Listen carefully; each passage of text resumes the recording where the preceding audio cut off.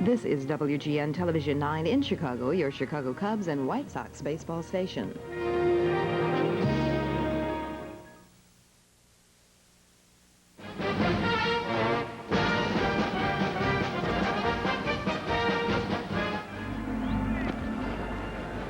Hi everybody, this is Jimmy Pearsall with Leadoff Man, brought to you by Danley's Garage World, #1 in custom-built garages with over 60,000 homeowners sold.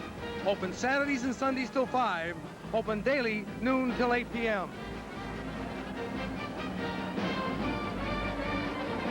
Hi everybody, welcome to the Leadoff Show. My guest certainly is leading things off right here in Boston with a lot of excitement. A fellow who played 10 years in Fenway Park, had a lifetime batting average of .284, hit about 165 home runs, and the White Sox are glad to have him. The change from that from the Red Sox uniform to the White Sox uniform, kind of exciting or kind of sad? Well, I think we ran the full gamut of emotions in this particular move. You know, we're happy, we're sad, we're excited, we're a little disappointed, but it's a challenge, Jimmy, and there's nothing I like better in this world than a challenge. I think that with this club, over the years, it's been just a little inexperienced in their approach to the game. Hopefully with Luzinski and LaFleur and myself and some of the experience that the players have accomplished over the last couple of years, I think we can put a very, very competent and exciting team on the field. We'll be right back right after this message with some more talking about baseball.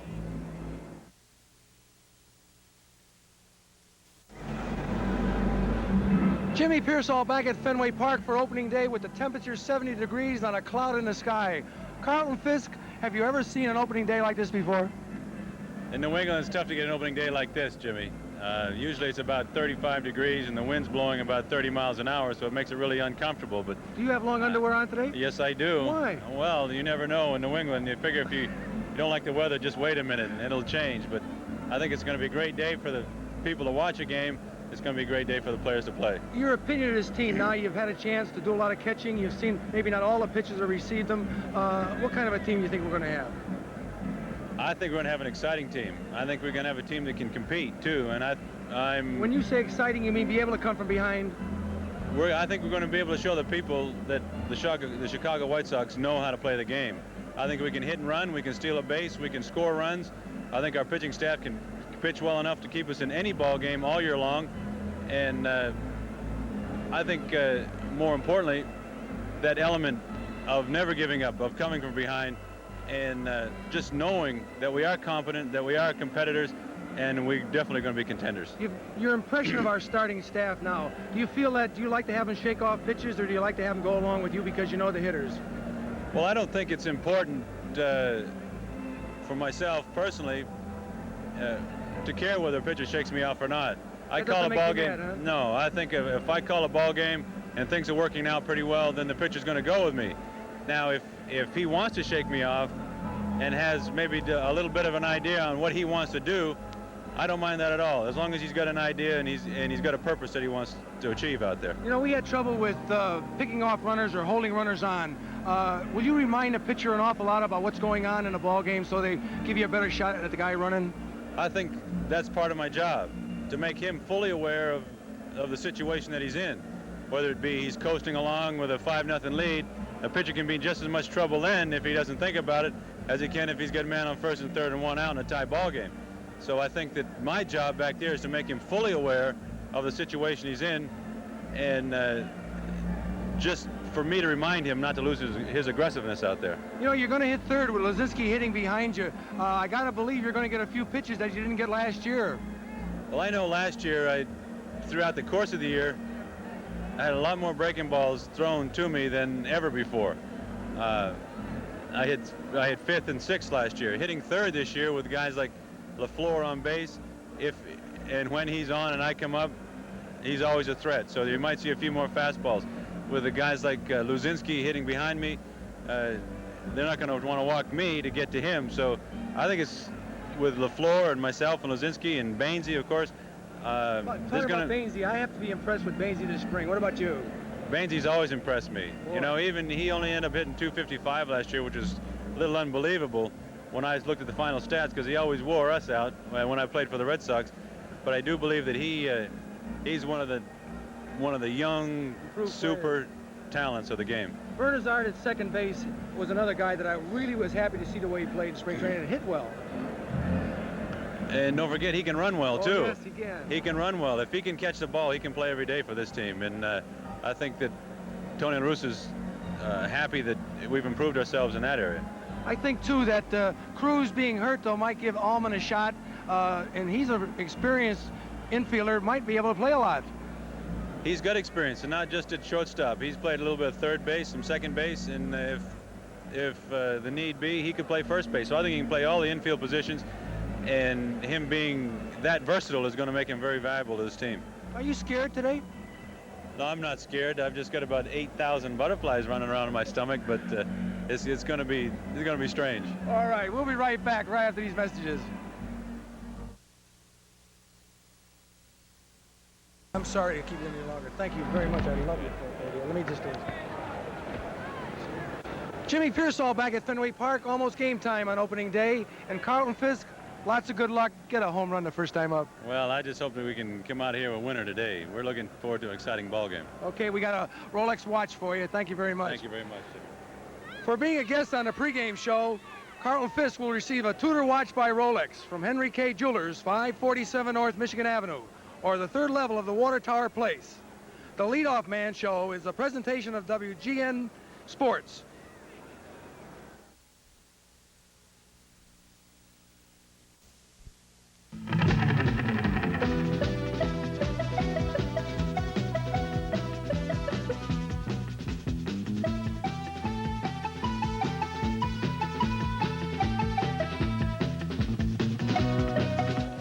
From Fenway Park, Boston, our Chicago White Sox meet the Boston Red Sox. Participating advertisers in today's game are Budweiser. For all you do, this Bud's for you. True Value Hardware Stores. True Value, more than just a name, it's our way of doing business. Zenith and your Zenith dealers who are moving television into the future. And the Association of Chicagoland McDonald's Restaurants. This copyright telecast is presented by authority of the Chicago American League Baseball Club, which has the right of approval of the announcers and is intended solely for the private, non-commercial use of our audience. Any publication, reproduction, retransmission, or other use of the picture descriptions and accounts of this game without the express written consent of the Chicago American League Baseball Club is prohibited.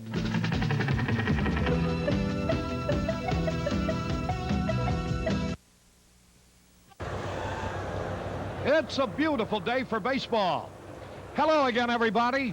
This is Harry Caray, Jimmy Pearsall, and Joe McConnell with us also. This is the beginning of the 1981 baseball season, and what an exciting year it promises to be. Look what the weatherman has done for us already, for example. Can you believe 75 degrees in Boston on the 10th day of April? Remarkable. A capacity crowd. The lineups are just being introduced now by the PA man, Sherm Feller. A lady is going to throw out the first baseball today. Her name is Stony Stone. See if I can find her here. What's curious about this lady is that she wants to throw the ball to Carlton Fisk, who's no longer a member of the Boston Red Sox. She's a great Fisk fan, and she almost turned down the honor of tossing out the first ball because they tried to explain to her that Carlton Fisk would be on the other side of the field. And they finally talked her into it. So Mrs. Stone is going to throw out the first ball. All right, let's pick up these lineups. Ron LaFleur leading off in left field. Mike Squires at first base. Now let's pick up the, listen to the reaction to Carlton Fisk's name.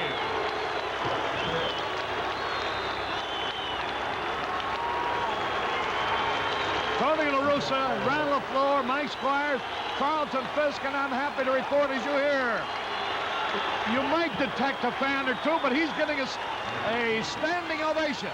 A boo or two, 36,000 cheers. There's Greg Lazinski, the DH. Chet Lemon in center field. Number 3, Harold Baines. Harold Baines in right field, batting sixth. Batting 7th, number 12, Jim Morrison. Here's Jim Morrison ready to come into your picture, number 12. He's batting seventh. Number 14, Tony Bernazard. Here's Tony Bernazard, a rookie at second base, although he played in the National League some last year. 34, A Cinderella story. Bill Ullman out of Providence. A star at Brown University, the starting shortstop.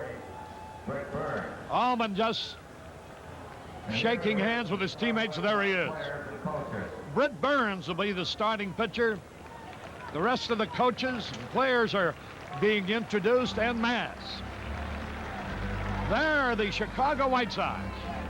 LaFleur in left, Squires at first, Fisk at the catcher, Lazinski the DH, Lemon in center, Baines in right, Morrison at third, Bernazard at second, Ullman the shortstop, and Britt Burns, who participated in a shutout over the Red Sox last year with Mike Proley, who no longer is with the White Sox, relieving him.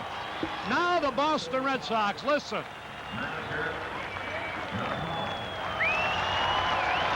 Houck gets a fine hand.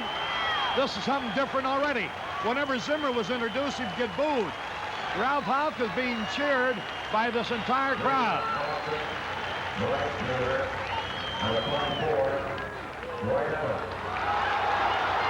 Dwight Evans in right field, leading off.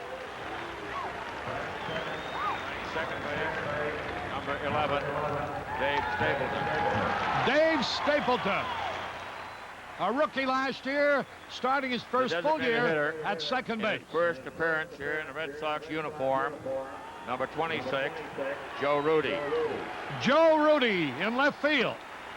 Batting third, Carl Yastrzemski's string of 20 consecutive opening days will be broken. Jim Rice.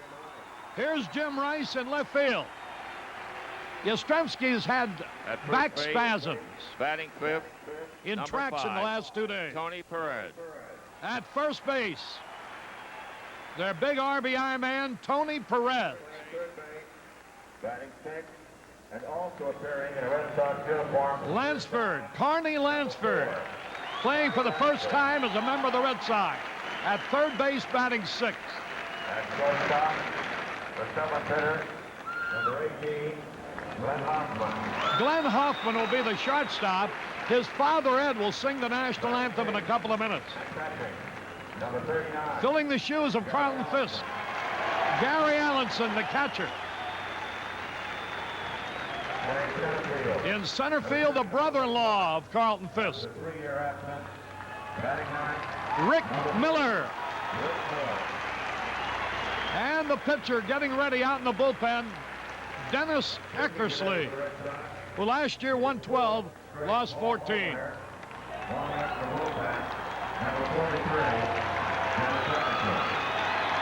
Eckersley with the long shoulder-length hair. He says it helps him hide his sinker. Now the rest of the coaches and players of the Red Sox. I want you to watch the first ball. It'll be thrown out by Mrs. Eleanor Stoney Stone of Holyoke, Massachusetts, a longtime Red Sox fan, mother of 9, grandmother of 10. Here's Carl Yastrzemski being introduced. He will not start today for the first time in 21 years.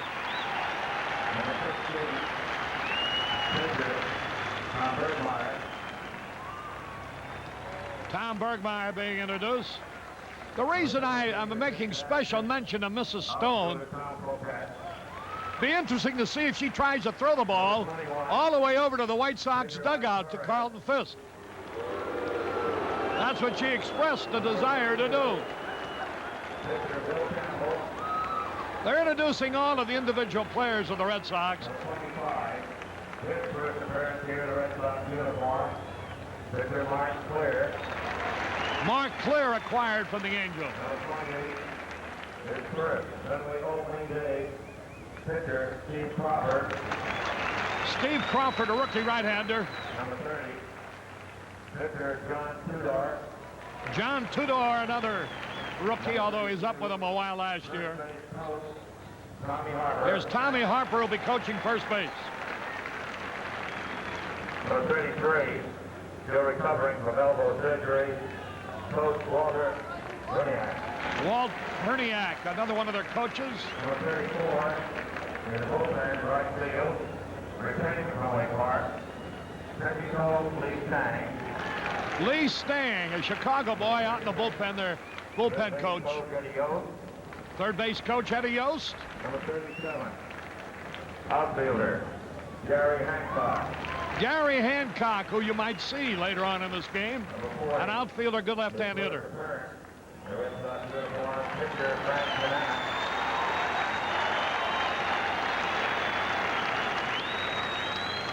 Number 42, returning to action, pitcher Chuck Rainey. Chuck Rainey, I think, is the last player to be introduced. 46, pitcher Bob Stanley. Oh, there's Bob Stanley, one of their aces. Number 50, making his first appearance in Fenway Park, and catching the bullpen, catcher Dave Schmidt. Dave Schmidt, a rookie catcher out in the bullpen. Number 51, There he is. first opening day at Fenway Park, outfielder Reed Nichols. Reed Nichols, a young outfielder. Red Sox trainer, Charlie Moss. There's the Red Sox trainer also being introduced. They're the preliminaries. Now, I imagine, we'll hear Ed Hoffman, whose son Glenn will be playing shortstop for the Red Sox. Now, ladies and gentlemen, will you please rise? That's what it will be. Mr. Hoffman from Southern California, Ed Hoffman, will be singing our national anthem. On his opening day. And his son is just as proud of him as he must be of his son. The father singing the national anthem, the son playing shortstop. Big band singing star, Mr. Ed Hoffman. Gets a great hand from the crowd. And now, ladies and gentlemen, let's all enjoy our national anthem. Oh, say, can you see by the dawn's early light what so proudly we hail at the twilight's last gleaming, whose broad stripes and bright stars through the perilous fight o'er the ramparts we watched were so gallantly streaming, and the rocket's red glare, the bombs bursting in air, gave proof through the night that our flag was still there. Oh, say does that star-spangled banner yet wave o'er the land of the free and the home of the brave.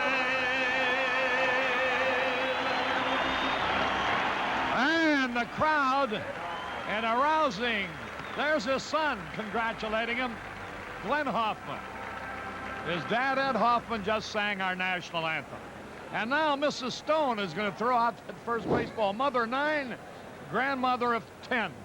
Jimmy, a great day, a perfect day, and I have a feeling we're going to have a sensational season. Harry, I am really excited about this year, and especially today with the weather, the way things are going, the new players we got, the players that can play better we know than last year. I think that it's important we get off to a good start, but I think this ball club, the more they play together, the better they're going to play. Tomorrow's an off day. Both clubs will work out here. Then Sunday, the White Sox end this road trip in Boston, returning home Sunday night. Monday will be press day at Comiskey Park. Both the Milwaukee Brewers and the Chicago White Sox will be working out, and Tuesday will be the home opener. Harry? Get that all out, Harry. Yeah, try it again, Coach. One more time. The home opener Tuesday afternoon against Milwaukee, and there are still seats available. And boy, I'd like to see an all-time record crowd. I think the record's around 50,000. Mrs. Stone settles for Gary Allenson and gives him a kiss after tossing out the first ball. Now she's going to do it again for the benefit of the camera. She says, probably says to Gary Allenson that Carlton Fisk is my favorite, but son, I want to wish you well. You've already had the lineups. Remember now, there's still seats available for the opening game of the season next Tuesday afternoon, and even more seats and better locations for the Wednesday game against the Milwaukee Brewers. Then Thursday will be an off day, and then the same Boston Red Sox come into town Friday afternoon, Saturday afternoon, and Sunday afternoon. Now, the White Sox have arranged for additional parking on opening day at the International Amphitheater at 42nd and Halsted. It'll be free parking. And the White Sox are also providing free shuttle bus service to and from the ballpark. Free parking and free shuttle bus service on opening day at the amphitheater at 42nd and Halsted. Well, how can you beat those potatoes? Even your parking for free. All you got to do is buy a ticket. That's not to get bad. in the ballpark. Hey, Harry, I looked at the lineup. We have 6 different names starting in this lineup. Of course, Squire's has been with us, but the other 5 have not. So a great indication that we're going to see things happen and a lot of things that are going to be different. Marty Springstead will be the plate umpire. Joe Brinkman will work at first base. Dale Ford at second base. Darrell Cousins at third base. 35 is Ralph Houck. Tony La Russa across from him. The White Sox wearing their dark blue shirts and white pants. I've noticed that they haven't worn the all blue uniform as an ensemble yet. I guess they have a big contest coming up. We'll tell you more about that a little bit later on, where the fans and the designers are going to compete in outlining the new uniforms. The Chicago White Sox Dress Your Own Team Uniform contest officially begins today. It's been announced by Laureen Fadil, Director of Television, Radio, and Special Events for the White Sox. For the first time in sports history, professional designers and fans alike will have equal opportunity to design a professional ball club's uniforms. Top designers from throughout the Midwest have been asked to submit their sketches to the White Sox office. Fans can enter their designs by filling out standard entry forms available by written request to the office. Just right, the Chicago White Sox, there goes Boston onto the field. Right, the Chicago White Sox downtown office in the John Hancock Building, 875 North Michigan Avenue, Suite 1540, Chicago. The zip is 60611. Or pick up forms at the building information booth, west lobby of the Daily Center, and also at the ballpark at the reception office.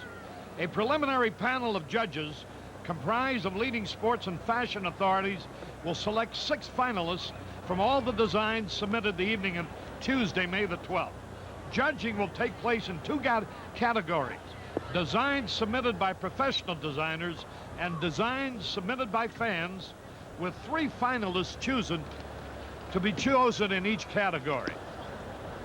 The final judging to select the winning uniform design, which will become standard dress for the White Sox beginning next season, will be done by the fans during the White Sox home games at Comiskey Park the week of June the 26th through July the 2nd.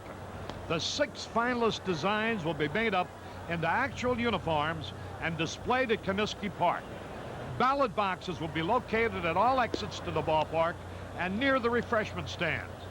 Eddie Einhorn and Jerry Reinsdorf will announce the names of the 5 finalists and the winning designer at Comiskey Park during uniform debut night, Monday, August the 31st.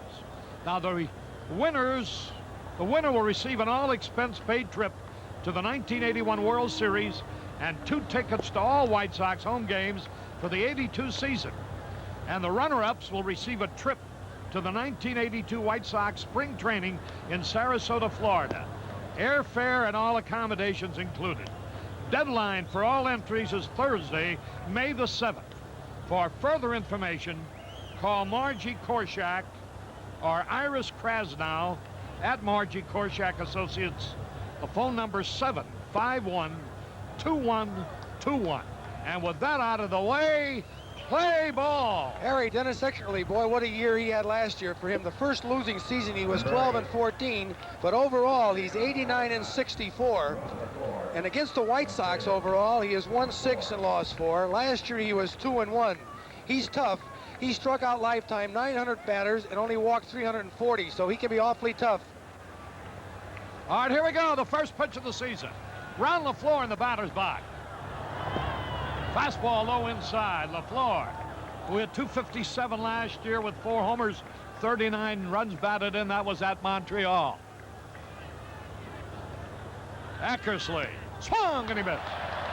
That evens the count of the ball and a strike. The wind is blowing towards the right field stands. Will help left-handed batters a little bit. 64 degrees, they say.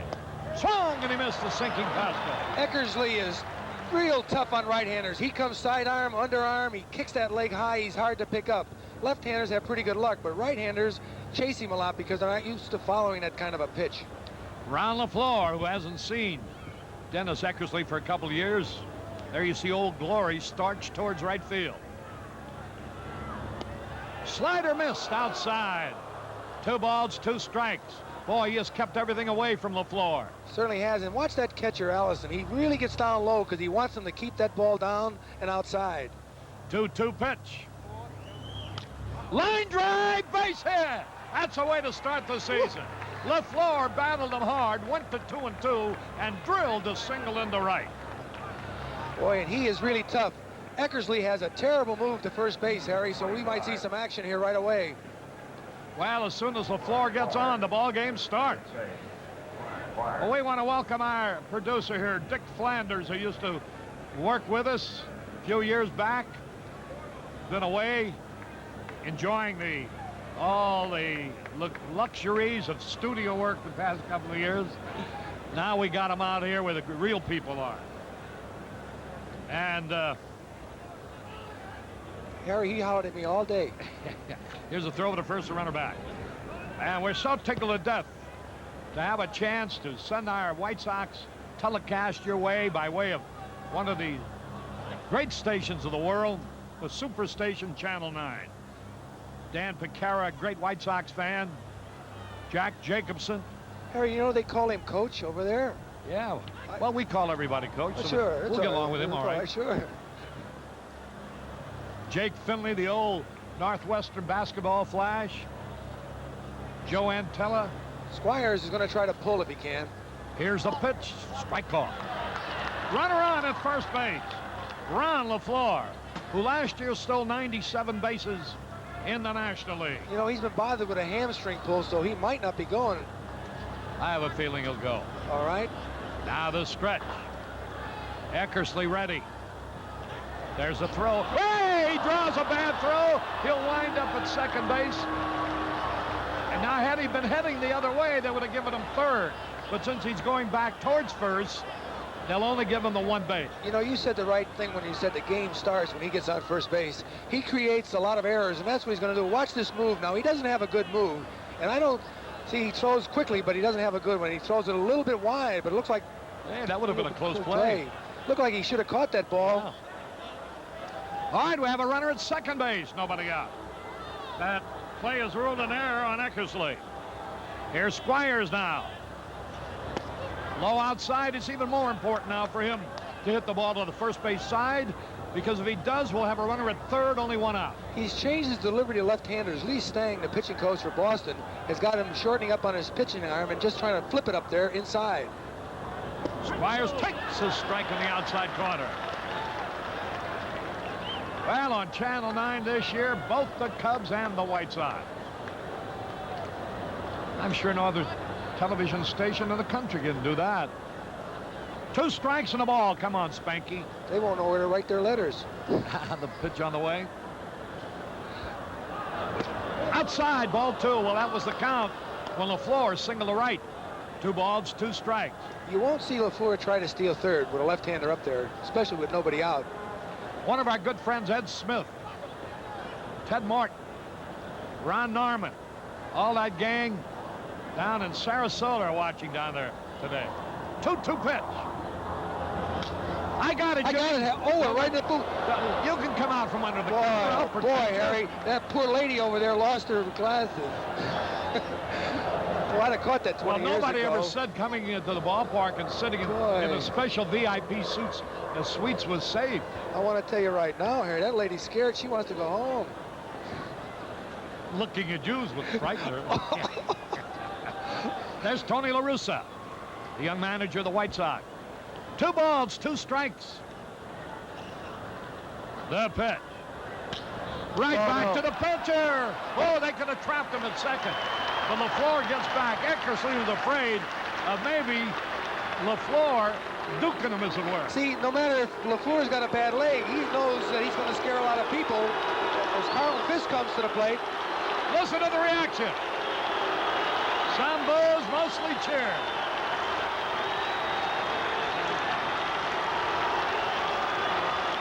Boy, just read his mind. I wonder what you... Look at it, standing ovation. See, they're standing. House. Some standing, some not. You know, I said to Fisk, you don't have to be nervous. You can't get fired. So here he is, the first time he has played against the Red Sox in the regular season. He's always been one of their stars. The pitch by Eckersley. Fastball inside, ball 1. Lazinski waiting on deck. Harry, I asked him about facing Eckersley. Do you think it'll help him because he caught him so much? He said, no, it's altogether different when you stand up at the plate and catch. 1 ball, no strikes. Fisk, who hit .289 with 18 homers last year. LaFleur lead. Slider in there, beauty, a strike call. And Eckersley got that ball up on surprise. Fisk didn't pounce on it.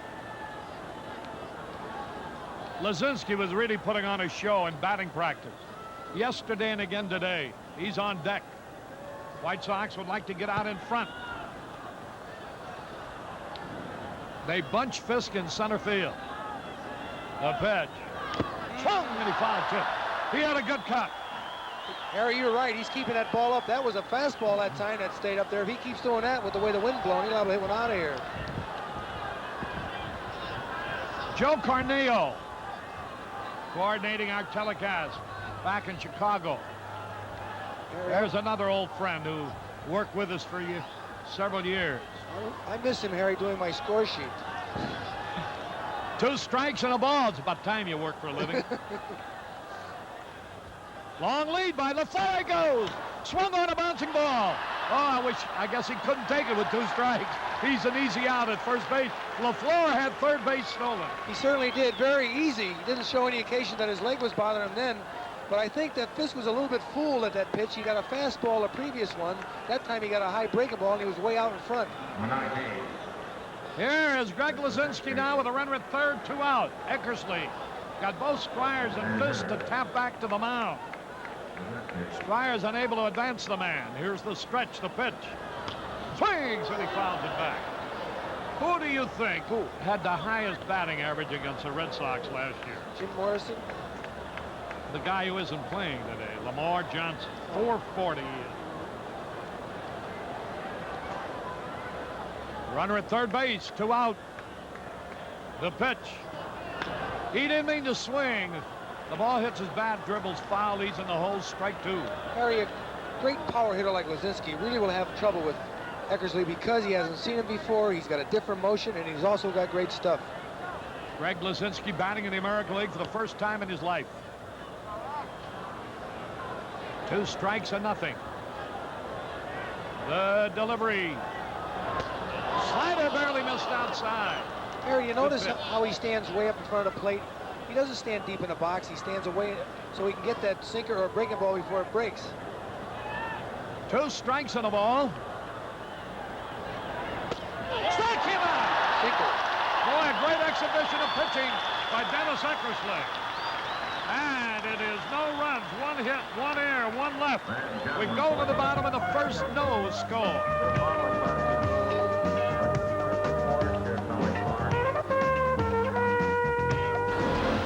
Harry Caray and Jimmy Pearsall back at Fenway Park. Charlie Lubin, who's one of the investors in the Chicago White Sox, sitting down with Roland Heeman, and Eddie Einhorn, the president of the ball club, will be our post-game guest today. There you see Britt Burns, our best pitcher a year ago. Britt Burns, 15 and 13 last year with a great ERA of 2.84. What a rookie year. He stands 6'5". Young man is 218 pounds. He's 21 years old, and let me tell you, he has really matured. He made 32 starts last year. He completed 11. He had 2 relief jobs, pitched 238 innings. His strikeout record was pretty good, 133 strikeouts, and he only walked 63. He won 1 and lost none in 1980 against the Red Sox. Fastball, curveball, slider change. He'll change speeds. So it's going to be quite a pitching duel, I believe, today. Here we go with Dwight Evans to lead it off. He had 266 last year with 18 homers. During his career, he's hit 261 against the White Sox. He's the kind of guy to hurt you with a long ball. And they moved him up into the leadoff spot this year, and he's been doing a good job of drawing bases on ball. Harry Houck said he'd like to start off 1-0 once in a while, and he's moved him up from 8th and 9th position where he hit all last year. So here's Dwight Evans, and the first pitch by Britt Burns. Right down the middle of beauty, a strike is called. Britt Burns, just 21 years old.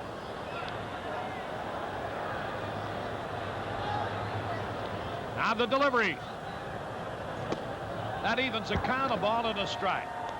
A jam-packed ballpark.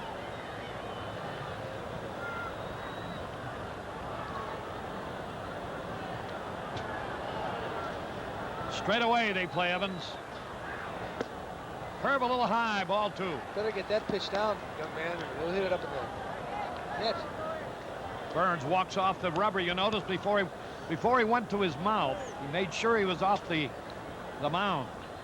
Because if he's still on the mound, he's penalized by a ball being called.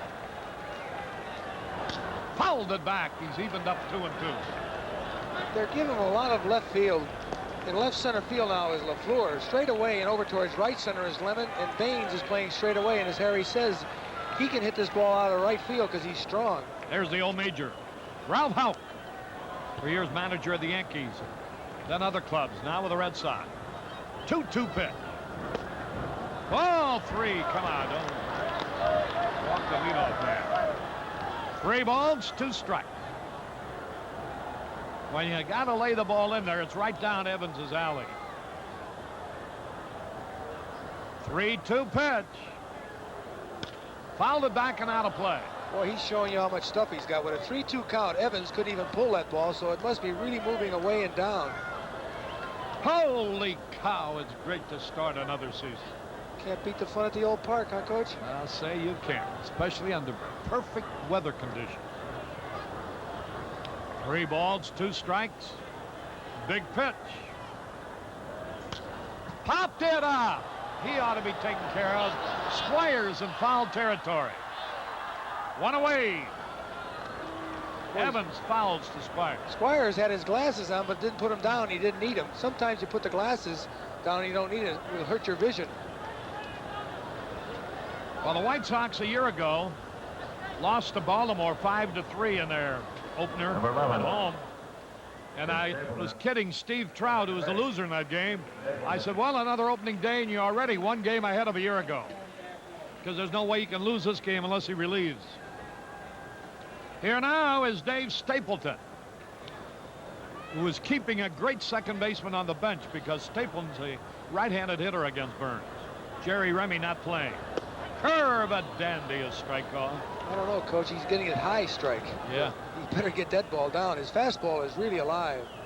Hey, Jimmy, they fixed those windows in that insurance company over there. Yeah, I gave him a few dollars to help him out. Here's a strike to a good fastball. 2 strikes and nothing. Britt Burns. Harry, weren't they popping out for about a year or so? They spent millions and millions of dollars. Britt Burns ready. Fly ball, short right, may drop. Baines now on the run, makes the catch. Boy, 2 up, 2 down. Baines got a terrific jump on that ball. Because it looked to me, and same to you, like it was going to fall easy, but Baines caught that ball head high. Well, Bob Crombie, our good, not our good friend. I've never met him, but I feel like he's a friend because I see him on the tube a lot, book reviews and so forth. He's responsible for Britt Burns. Everybody remembers that story. Bob Crombie was passing through Birmingham, Alabama when he read the sports page and read about this kid, what he'd been doing in high school at Huffman High School with a ERA of 0.12. He had won 35 and lost 2 during his high school career. Gave up only 30 hits and only 30 walks and 292 strikeouts in 139 innings. So he scribbled a little note on the write-up and he sent it to Bill Veeck. And Veeck dispatched a scout to watch the kid. Here he is in the big leagues. There's a strike ball. I talked to Ken Silvestri about it. He was the scout that they assigned. Down there? Yeah. He said, I signed. That was only in '78. Now here we are, 81. He's a full-fledged star. And Joe Rudy, the batter, a good hitter, making his debut with the Red Sox. Bothered by injuries the last 3 or 4 years and really not been able to play a full season. 2 strikes and nothing to count. Fastball outside. Harry, just see Fisk that time move the ball out.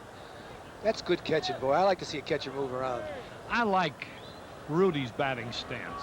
Watch how he stands. See him The choke rear end of the batter's box.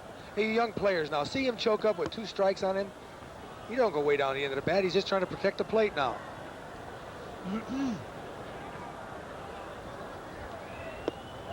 What's wrong with that? Everybody is walking off the field. Boy, come on, Springstead. Marty Springstead. Boy, oh He must boy. not have seen it. You know what he did? He wasn't looking for a breaking ball. 2 balls, 2 strikes. I mean, the umpire. Marty Springstead, an executive on with a bank during the wintertime. That's his problem. I'll never put my money in his bank. after Boy, that I'll call. tell you, that call, everybody on the field was moving but him. 2 balls, 2 strikes. Ball 3. Boy, he had him 2 strikes and no balls, and now he's got to come in there with a fastball. And Carlton Fisk is talking to Springstead back over his shoulder. I think Springstead knew he was wrong because usually if a catcher does that, he chews him out mercifully. 3 balls, 2 strikes on Joe Rudy.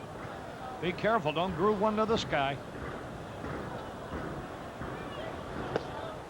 Ball 4, a little low, and again, Britt Burns does a dance on the mound. You know, Harry, with a full crowd, and I firmly believe this, and you're at home, and I found this as a hitter, the umpire don't deliberately give you this pitch, but for some reason it seems to go the other way.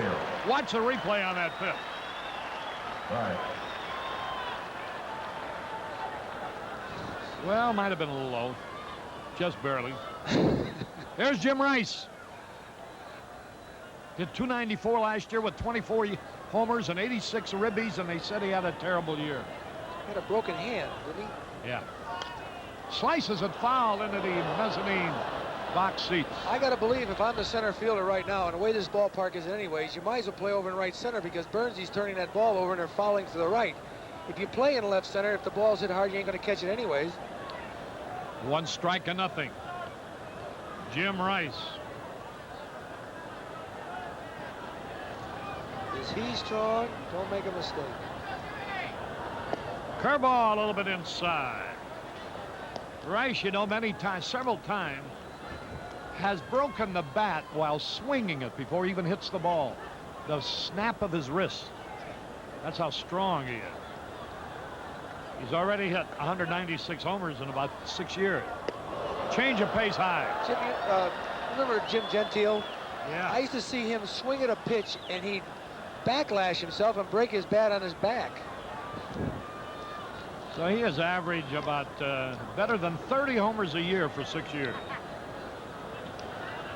He'll go over the 200 mark this season. 2 balls and a strike on the dangerous right-hand hitter, Jim Rice.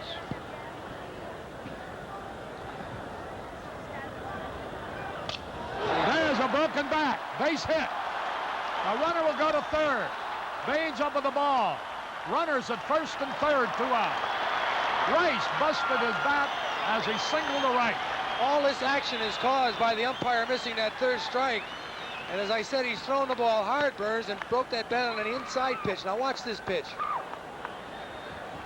Right in on his fist. And he hits a little looper. Jim Rice, one of the highest paid players at $700,000 a year. Here now is their great RBI man. Last year he drove in 105 runs, 25 homers. You know, Harry, all ball players like to get that first hit of the season. Rice is tickled to death with it.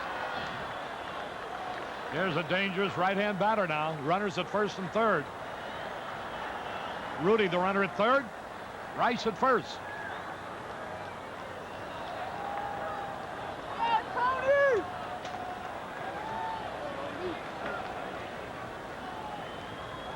Strike on the outside corner to me. One strike and nothing. 2 men on. Harry, 2 men out. You notice last year Burns was always tougher in the stretch. He throws good. I wish there was somebody else batting, though. This guy's Mr. RBI. A little wide, that evens it. A ball and a strike. He's pitching him away. And that's no weakness of Perez, who hits the ball to right field, right center, and left center very well. Boy, look at the gap in right center. This outfield from center to right foul line is awfully big. Now the 1-1 pitch. Ooh, what a rip he has. Better get that ball down. And now he's ahead of him, 2 strikes and a ball. See what happens when the umpire doesn't give you that low pitch, then you got to come up and you get in trouble. We have an off day tomorrow. The teams will be working out. The final game before we return home will be Sunday. It will be Sunday afternoon.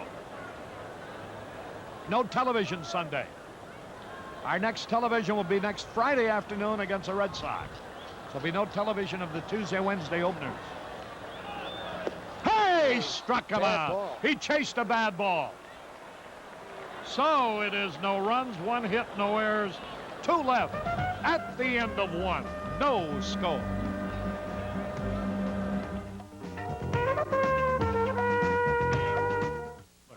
Hurry, sale ends May 15th this year. Harry Caray back at Fenway Park as we go on to the top of the second with no score. Leading it off will be Chet Lemon. Batted .292 last year. Well, both clubs got a man at third but didn't score. Mame and Bob Byrne from Glen Ellen are here. Tom Durer, Mike Healy, Brendan O'Sullivan. Shore and the Irish are here today. Wire from Tom Peklansky from Whiting, Indiana. Great Sox fan. Here's Lemon. He was going to bunt. Strike is in their call. Boy, Carney Langsford was way deep and way off the bag at third. Lemon didn't have a good year against the Red Sox last year. He had .211 and only drove in 2 runs. He didn't hit any home runs at Fenway Park. Tom and Susan Elam, formerly of Park Ridge, are here. Hey, had a cut and miss. Boy, Eckersley looks very sharp. Oh, yeah. They tell me this spring he was good. His back bothered him a lot last year, and that's what gave him so much trouble. But he did get 30 starts.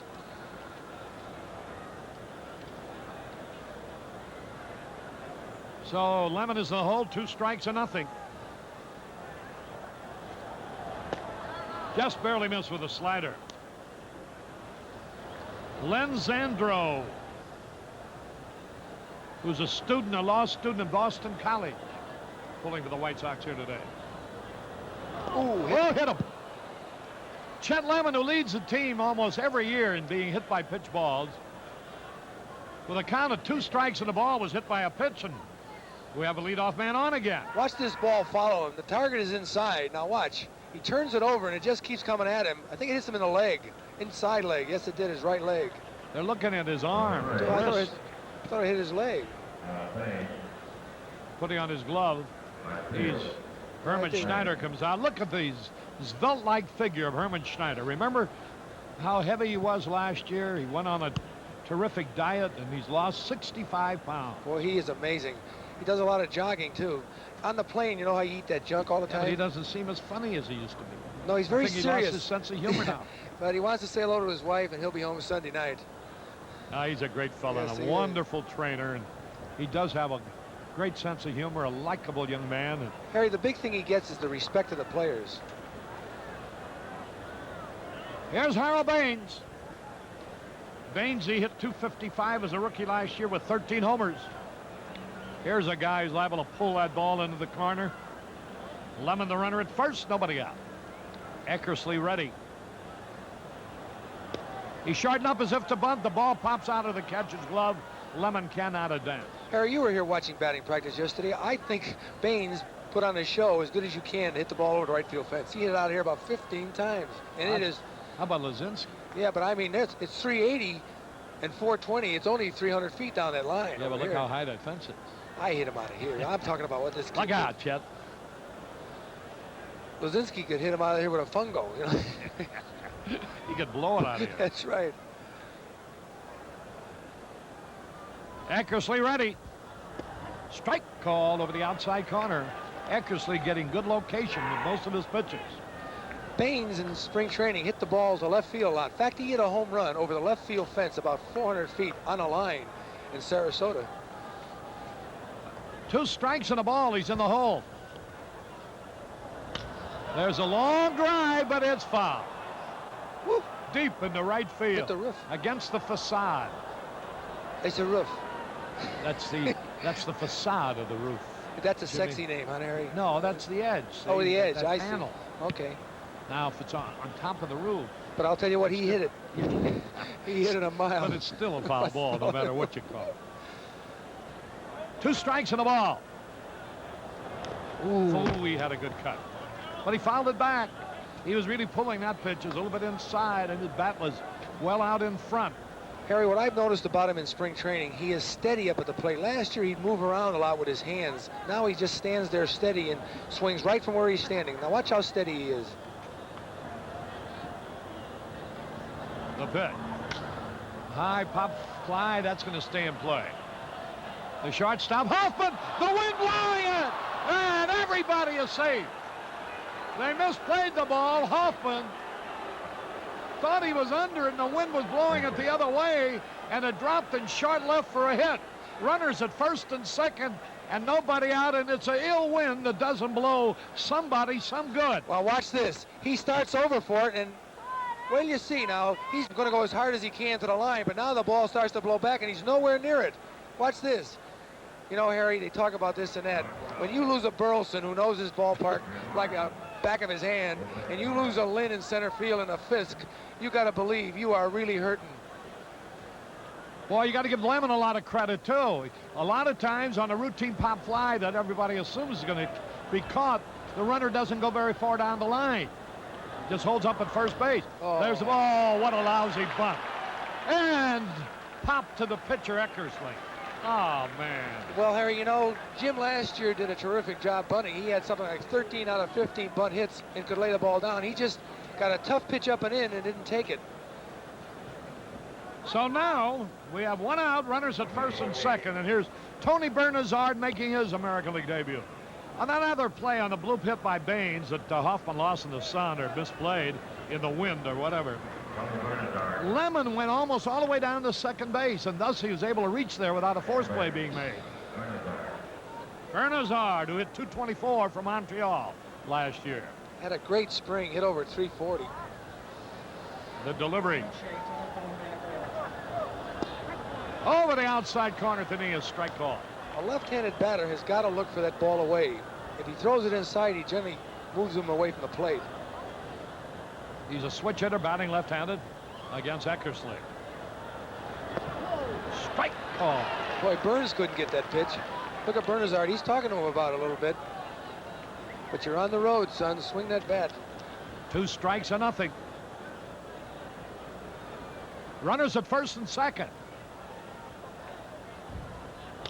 Ground ball. The play is to second base for a force out. Bernazard forces Baines. Stable in the Hoffman. Puts it up to Bill Ullman, who's playing because Todd Cruz has had a back ailment. You know, Harry, he's done something, though. He's playing in place of Cruz and also in place of Pryor, who's been here for a couple of years. So Bill Ullman did .263 in Montreal, 170 with the Mets last year. Originally broke in with San Diego as a bonus baby out of Brown University. The pitch. Low outside, almost a And wild there we had pitch. A good save by Gary Allenson. He looked back to see where the ball went, and it was within his glove. Outfield bunches the hitter, in center field not too deep anywhere. Allman's got pretty good power. Oh, for a hit here. Started the swing, held up. Sliders in the first strike call. You notice the right-handed hitters, Harry, their body starts to move just as the pitcher starts his motion because he's got so much motion and his ball is quick. So Allman is in the hole. As Bobby Winkle's coaching at third. Swings, and he misses strike 2. 2 strikes and the ball. Boy, he got that slider up high, and Allman had a good cut but missed it. Looks like both teams are having trouble today hitting that ball in a jam, and they're swinging at high pitches. Perez struck out on a very high pitch. See the pitch he missed? Yeah. Struck him out swinging. So again, the White Sox miss an opportunity. No runs. 1 blue pit. No errors, 2 left. We go into the bottom of the second. No score.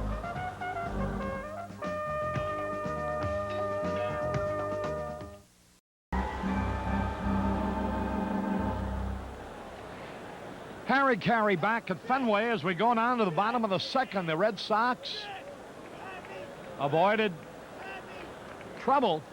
Eckersley continues to pitch well. 1 game underway in the American League besides this one. At the end of 2, Kansas City at Baltimore tied up 2-2.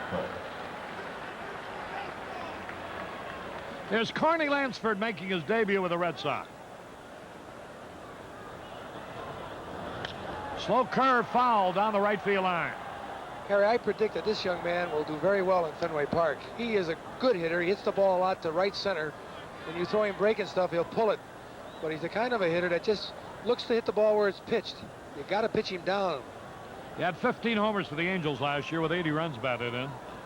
He's wearing glasses this year, something he didn't a year ago. Swings late. He's in the hole, strike 2. 2 strikes and nothing. Say the flag is blowing right out to right. Not too heavy, though. Not too heavy, no. But the air is heavy. Carney Lansford. Red hot hitter of the spring for the Red Sox. You 2 just strikes to nothing. Fastball a little bit inside. You just tapped me on the shoulder a moment ago and said you can forget spring training. Yeah, I When you did. can play that championship season, it's all going to different. Yes, it is. Lansford's only 24. Big kid. Swings, and he pops a foul back. Well, I'm impressed with Burns' fastball. He has not had anybody pull the ball to the left side yet. 2 strikes and the ball. White Sox at home next Tuesday afternoon against the Milwaukee Brewers. And seats are still available. Fly ball ought to be caught by Lemon in center field. Hit him right on the fist. Good pitch. Hey, Harry, I like that free parking. Tell me where that lot is. I want to go over there. That's at the International Amphitheater. Oh. For free. For free.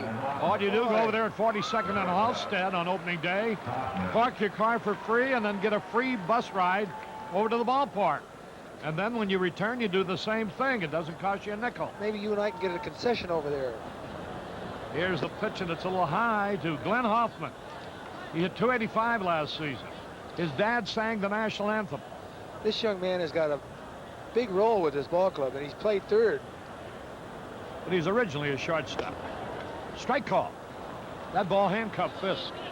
He's throwing hard and keeping the ball down. That time, Springstad, the umpire behind the plate, gave him that strike. 1 out. Glenn Hoffman, the batter.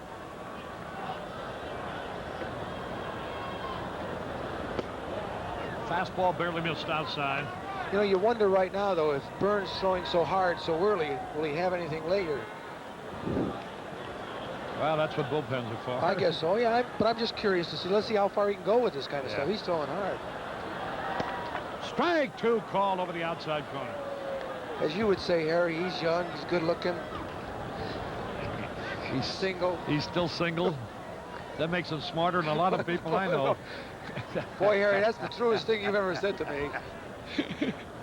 The pitch. Hey! Curveball. Struck him out on a bad curveball. Good from Burns' standpoint. Bad from the standpoint of whether it's a strike or not. Here And you'll see Hoffman goes down swinging. Now watch. Picture tells itself right here. Real bad. That's what Hoffman is saying right now. Why did I swing at that? Yeah, I'll get him next time, though. Strikeout number 2 for Burns. Here's Gary Allenson. The fans trying to help Allison out because they know he's got to fill Fisk's shoes, and he's got a big job ahead of him, too, like Hoffman. Minnesota got 3 in the first against Oakland, lead 3-1 at the end of 1. There's the strike at the knee. That's Rick Langford for Oakland and Erickson for Minnesota. Larry Gura for Kansas City, Steve Stone for Baltimore. They're tied 2-2 at the end of 2. Swung and he missed, strike 2. California at Seattle later. The 2 games of the National League on this date, Cincinnati at Atlanta, San Diego at San Francisco are tonight. Allison, generally a pretty good pull hitter, has got our infield around towards third. I don't know if he'll pull Britt Burns the way he's throwing. Just missed outside. How about that Fisk? I love to watch him work. He just keeps his target down. He's way down as far as he can get, and he moves that pitcher around. 2 strikes and the ball. Gary Allenson. Stocky right-hand hitter. Oh, what was wrong with that? You know what, Harry? I believe if Fisk moves inside and he got that ball back of him and it was over this plate, the umpire is thinking the ball is a ball because he's out inside. Marty Springstead having a very tough good time. One thing he isn't is a homer. 2-2 pitch. Struck him out. Twice. A curveball. Allenson called out on strike. 1-2-3. Nothing across at the end of 2. Nothing.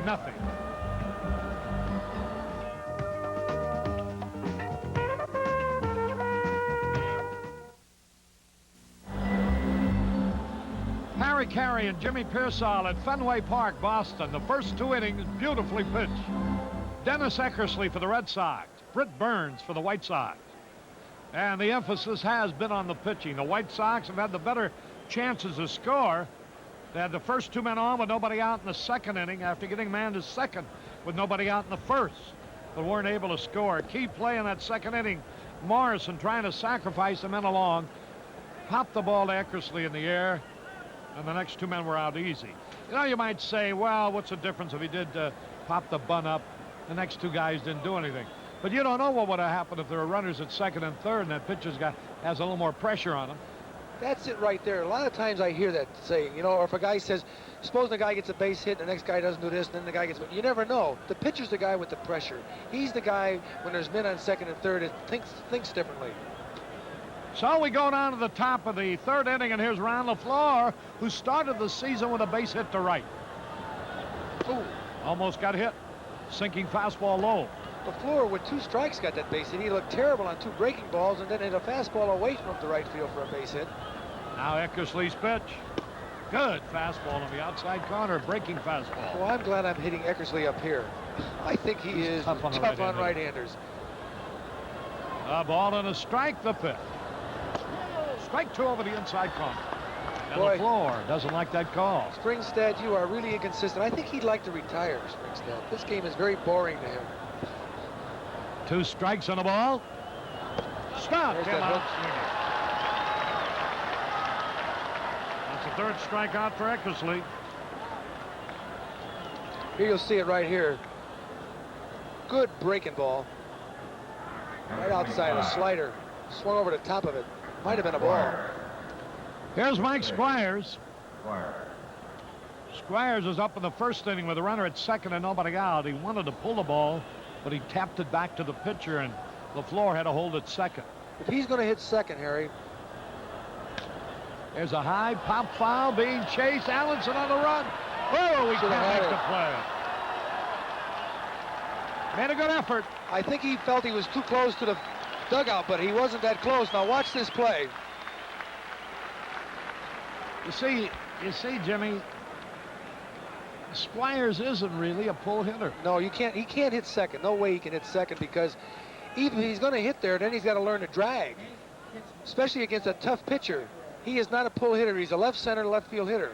The only time he'll pull anybody is with mediocre stuff. He hit a home run here last year. I don't know who was off it, but it was the only home run he hit, and it was off a pretty curveball. He said, a lousy curveball. Fastball high. Pretty good hitter, though. We're not saying he's a lousy hitter or he won't get base hits. What we're saying is that second slot has got to have somebody to hit it behind the runner at first.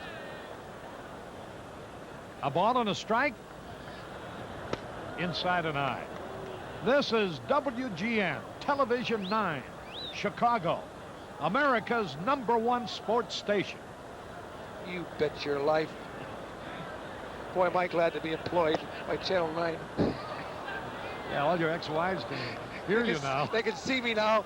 46 states, Harry. The alimony's going up. All those girlfriends of mine, I think I died. They'll know where I am. 3 balls and a strike. No, all those old girlfriends of yours are old enough to have died already.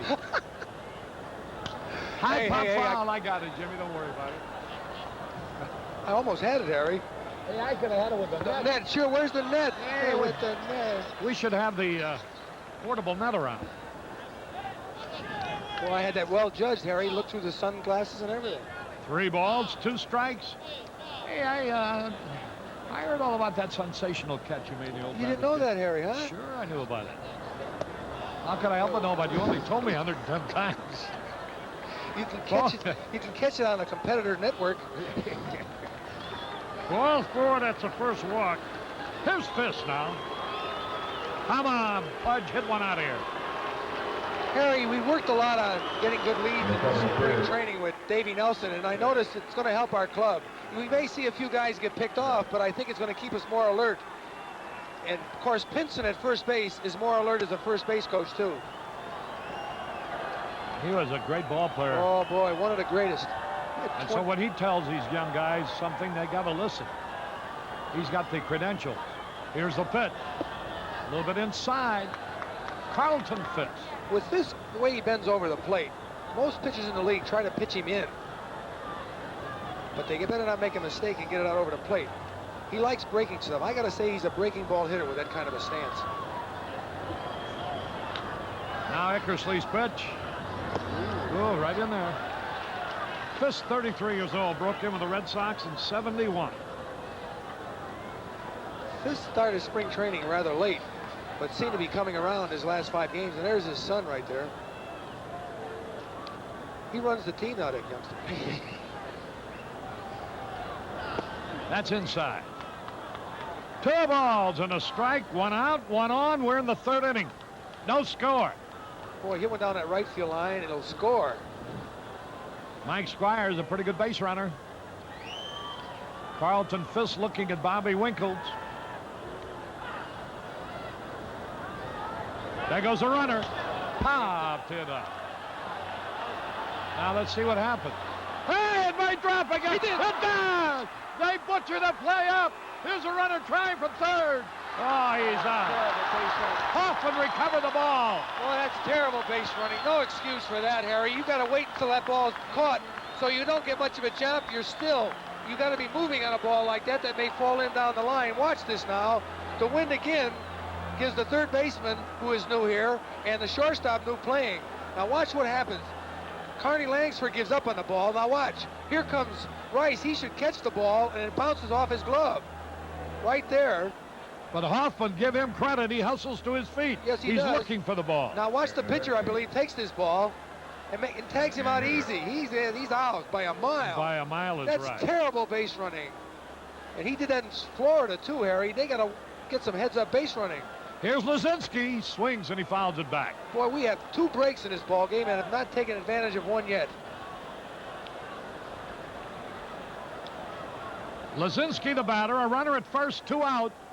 That's a 2nd hit that should have been an easy pop fly out that's dropped.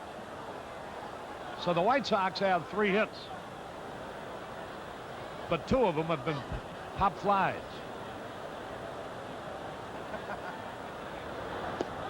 Boy, a good slider at the knees. Harry, anytime a fly ball is hit over the infield and it's just behind the infield and it's having trouble with the infielders, you're lucky to just move up a little bit to watch because you're standing still. then if the ball drops, you might as well just stay there because it's suicide. I guess he thought the ball had rolled farther away from Hoffman. Hey, struck him out swinging. I'll bet he thought nobody was covering third because the pitcher covered and tagged him out. So it is no runs, 1 hit, no errors, 1 left. We move into the bottom of the third, no score.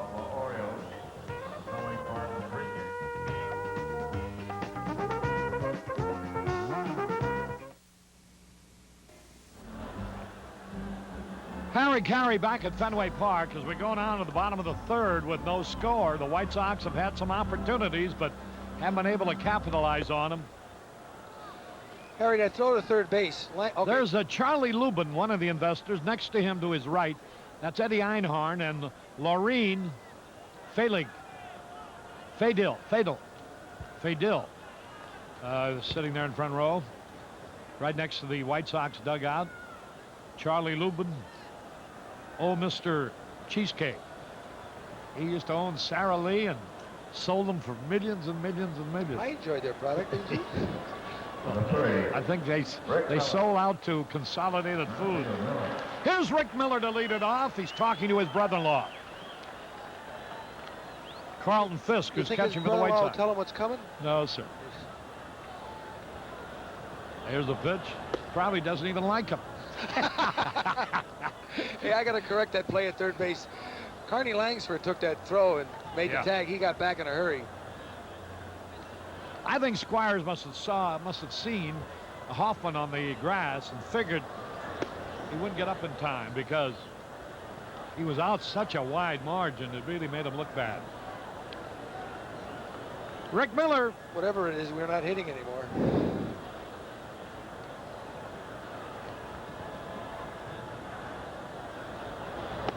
The curve is inside. This guy is definitely a left field hitter, so they're bunching him towards left and giving him all of right field. Eckersley has struck out 4 in 3 innings. Britt Burns has fanned 3 in 2 innings. Boy, big strikeouts too, Harry, in every inning. He got Lazinski twice.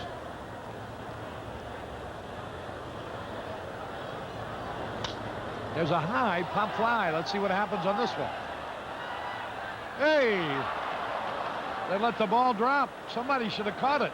You know, what's happening, these new players on both ball clubs have got to get used to each other. That ball's got to be caught, especially where he was playing. He was playing shallow on him and just gave up because he thought somebody else was going to take it, LaFleur.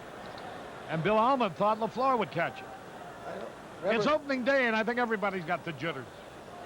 One encouraging note about the White Sox, they have 3 hits and shouldn't have any. So you got to figure that some legitimate hits are going to be coming their way as we go along. No, they should have 1 of the 3. LaFleur hit a line drive to right. Yes. The other 2 are high pop flies on the infield that should have been caught. I just don't like to see a ball club that wants to get going make them kind of mistakes we're making. Hey, struck him out. A good curveball. Strikeout number 4. Great pitching. Here's Evans, the leadoff man. Look at that curveball right in there.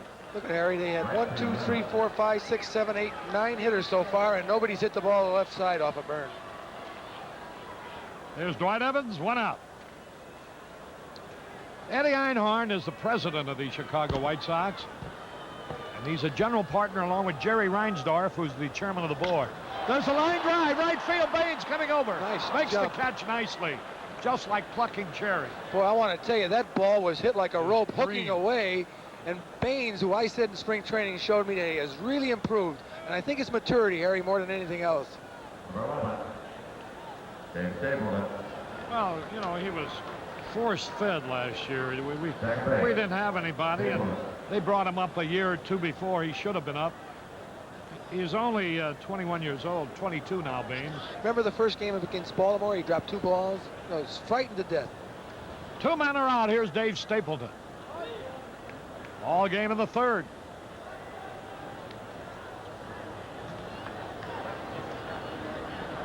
Kansas City out in front of Baltimore, 3-2 at the end of 3. And Oakland has tied Minnesota 3-3 at the end of 2. See where Minnesota set an all-time opening day record. Better than 42,000 yesterday. That's usually about 2 weeks' work for them, isn't it? Everybody broke records yesterday, it seemed like. Is New York the biggest? Yeah, they set an all-time record, 55,000 plus. How about Bobby Mercer hitting a pinch hit home run in the 7th with the bases drunk? I'll bet you that Don Zimmer wakes up screaming Bucky Dent in the middle of the night. Bucky just hit another 3-run homer off him yesterday. Now Zimmer's with the Rangers. The first scoring for the Yankees was Bucky Dent's 3-run homer. And you know, he didn't hit a blooper like they said he hit here. He hit a line drive in left center field in New York, and that's a long poke. 2 men are out. 3 balls, no strikes on Dave Stapleton. Walked him on 4 pitches. That's not like Britt Burns. Fisk going to the mound to tell the young man he's pushing the ball a little bit and throwing up straight. And if you notice, Burns always overemphasizes when he follows through, and if he stands up a little bit, he loses control. He don't walk many. He struck out 133 last year and only walked 63. And for a rookie, that was super. The smallest opening day crowd of all yesterday was 33,000 in Seattle. The Cubs were next lowest with 37. All the rest drew 40 and better. Harry, 33,000 in Seattle is a lot of people. You have to give them away to get them in there. Here's Joe Rudy, a dangerous hitter. He walked his first time. But they have some players that might excite some people, Harry. Like Fisk and Burrows. Burrows hit a homer yesterday, but they got beat. Curve blowing inside, ball 1. The last time up, he had Rudy struck out a couple of times, so Fisk thought, and then he walked him.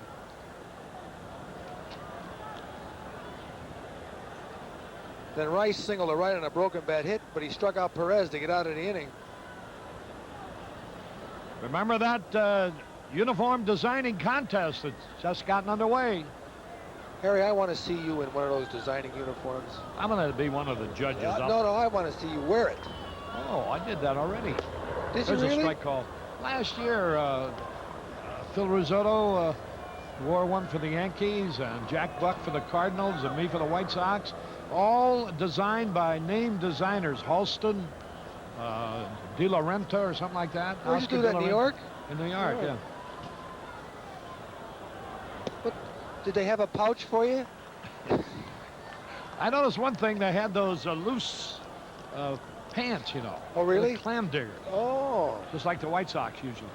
I used to hate the pants we used to have because the elastics were so tight that would stop the circulation. These uniforms that they wear are the best uniforms in the world, not necessarily ours looking, but our uniforms wearing are excellent. 2 balls and a strike on Joe Rudy. Bottom of the 3rd.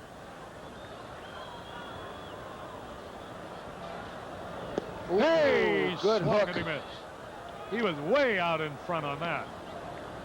Britt Burns just fooled him. 2 balls, 2 strikes. Big pitch. I noticed the batting coach, Johnny Pesky, working with Rudy.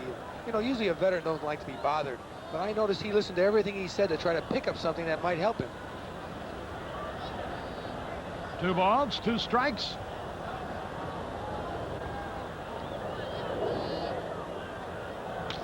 Line drive, and here's LaFleur making the catch to retire the side. Well, while I have a moment here, I certainly want to wish Jack Brickhouse and Milo Hamilton and Vince Lloyd and Lou Boudreau, Jack Rosenberg and the gang with the Cubs, the greatest of seasons. And I know that they wish us the same. And I know it's going to be a great year here on Channel 9. Well, this is Harry Caray. I'm going over to the radio for a little while. Jimmy and Joe will be holding forth here. The score at the end of 3, well, both teams have what the little boy shot at. Nothing.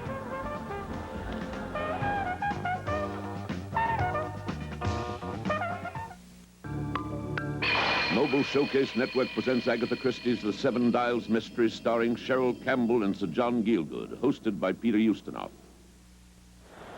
Hello, everybody, and welcome to Opening Day 81. This is Joe McConnell, very happy to be coming your way this year on WGN TV, Channel 9, as Chet Lemon fouls the first pitch down and back.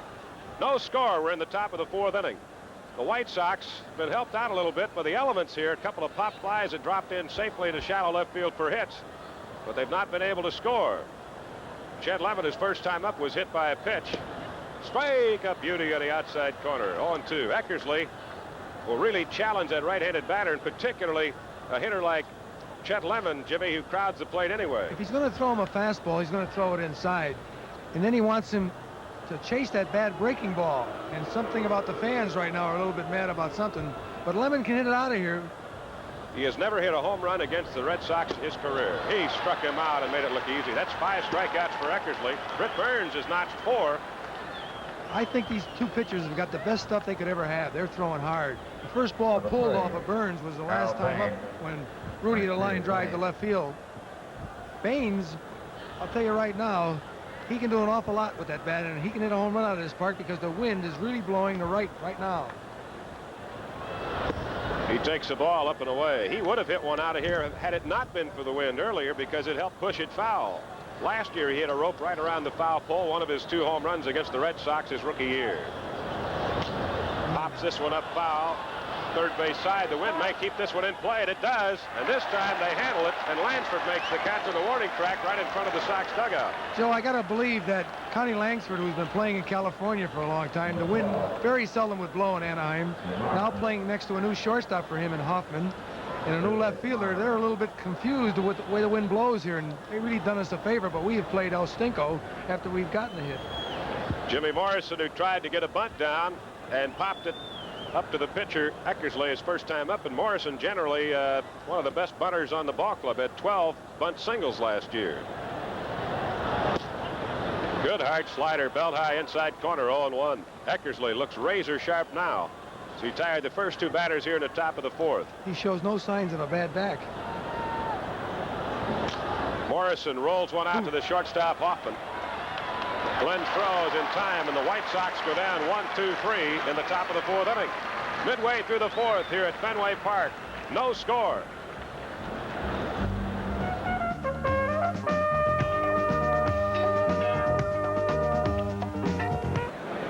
After 13 years, the Cubs and the Sox are back together again. Don't miss the baseball action when the Cubs battle the New York Mets tomorrow afternoon at 1 on WGN Television 9, Chicago and America's #1 sports station.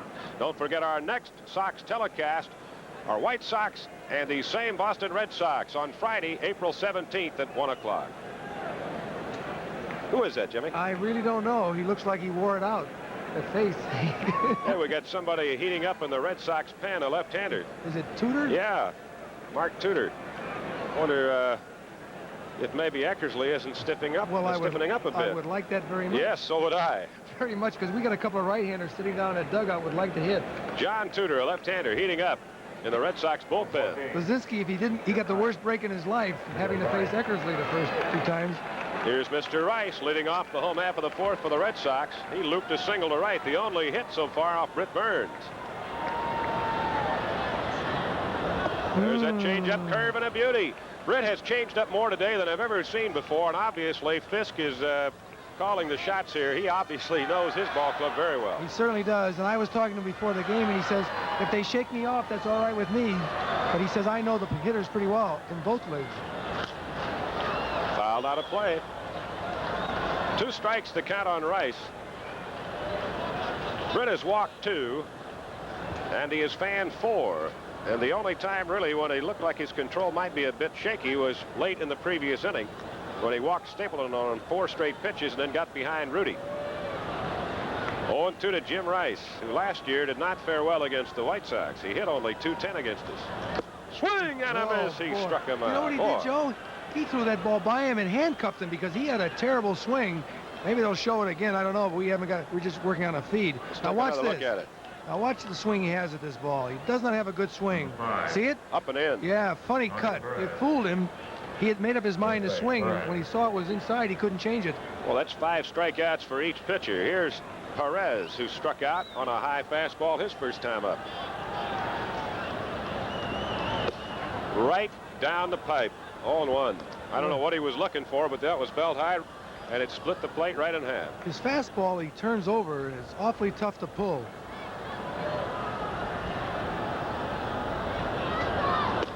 That time he goes with an off-speed pitch, gets it up. A ball and a strike. He's 6'5", weighs about 218 pounds, Burns. He's only 21 years old.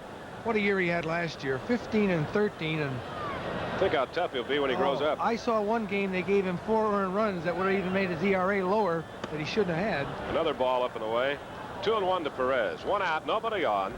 We're in the bottom of the 4th here in the 68th opening day at Fenway Park in Boston. No score. Who's going to pitch at the opener at home? Ross Baumgarten. All right. Ross due for some luck. Tuesday afternoon, the opener against the Brewers. There's a strike. Good hard slider. 2-2. You know why he's having trouble with that breaking ball? He's giving him the same motion that he throws the fastball, and he's looking for that fastball and not getting it.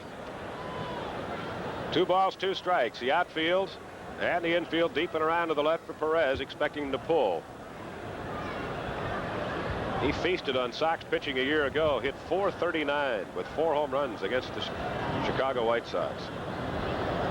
Ooh. Struck him out, foul tip, and Fisk couldn't hang on. You know, as good as Burns is pitching, a lot of those fielders out there haven't touched a ball yet, and it's kind of nervous. The first game of the season, I haven't had a ball. Let me get one right away so I can get that over with. And if you don't think that doesn't bother a player, it does. Britt normally does not strike out a lot of batters in the course of a ball game. He'll average about 4 over 9 innings. I think his best was 8 against Kansas City last year. 8 Ks in 1 ball game. Dotson will get more. He had 9 twice last year, which was the single game high for the Sox. There's a drive to left center field. That's in the gap. Gets by LaFleur. Perez trying to make 2 on it. Throw coming in. Close play. He's safe. Perez with not much speed, but a smart base runner, going as hard as he could go at his age, about 40 years old. He went to the inside and that made the play, hook Jimmy. slide. Most guys don't hook slide anymore, but this ball was hit hard enough. When you see Lemon, he gets over there in a hurry. Now watch how quick Lemon, it gets by LaFleur. Lemon comes over in a hurry. He picks it up and throws it right away. And good tag, but watch this hook slide now to the left.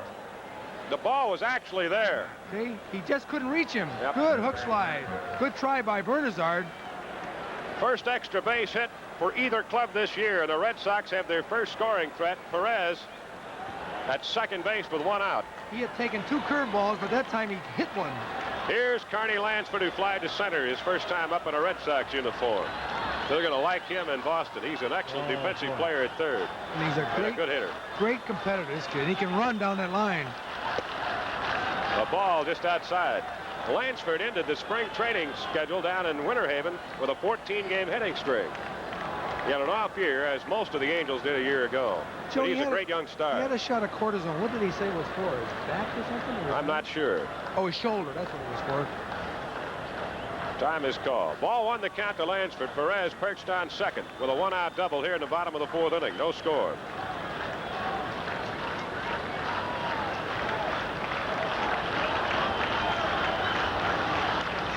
Foul back. Well, that pitch was up. Just about let her hide. He jumped after it, but couldn't get it. 1 ball, 1 strike. Himself hitting the fist. It looked so good to him. He tried to jack up on it and swung too hard and hit him on the fist. And there you see Ralph Houck. The major. The major boy. I want to tell you, one of the best baseball men in the business. And one of the nicer guys in the business. 1 ball and 1 strike to count to Carney Lansford. Foul back. 1-2. Lansford, already an acknowledged star at age 24, beginning his 4th big league season. He was an instant success at California. Boy, he and Yacht are really 2 young good players, aren't they? Throw Castino in there. Well, yes, but I don't think Castino has had the recognition. No, he hasn't. And yet he had a sensational year a year ago. He led the Twins in just about every category. 1 ball and 2 strikes. Lansford waits. Oh, my goodness. Come on. That looked like a knee-high fastball right over the inside part of the plate. And Lansford of the Red Sox got a break there. 2-2 the count. Motioned to call him out, didn't he? Look at Tony La Russa. He can't believe it. Boy, this is terrible. Now, he's shaking his head back there, and he's second-guessing himself. I'll say one thing. Umpires some days can have bad days, and what a day to have one. Well, it's been a shaky day so far for Springstead. Make no mistake about it. 2 balls and 2 strikes. Big break for Lansford and the Red Sox. And I don't want any letters from old umpires because I don't care. Foul back. Good fastball. 2-2 the count. 1 on, 1 out. Perez with a 1-out double in the gap to left center. The first extra base hit of the game and only the second hit off Burns.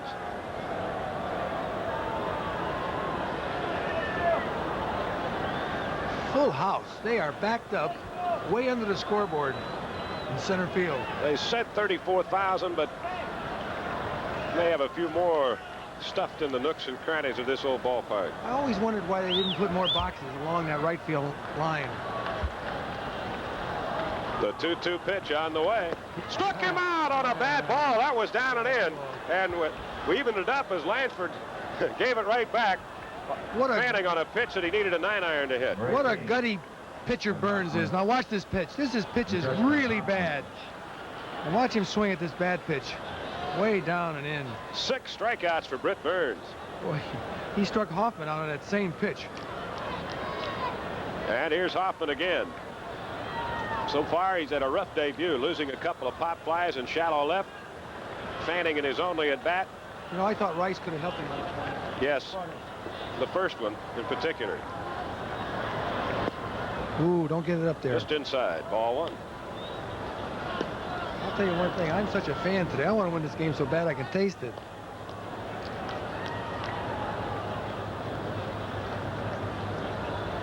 Ball 1, the count. Atanasio Perez.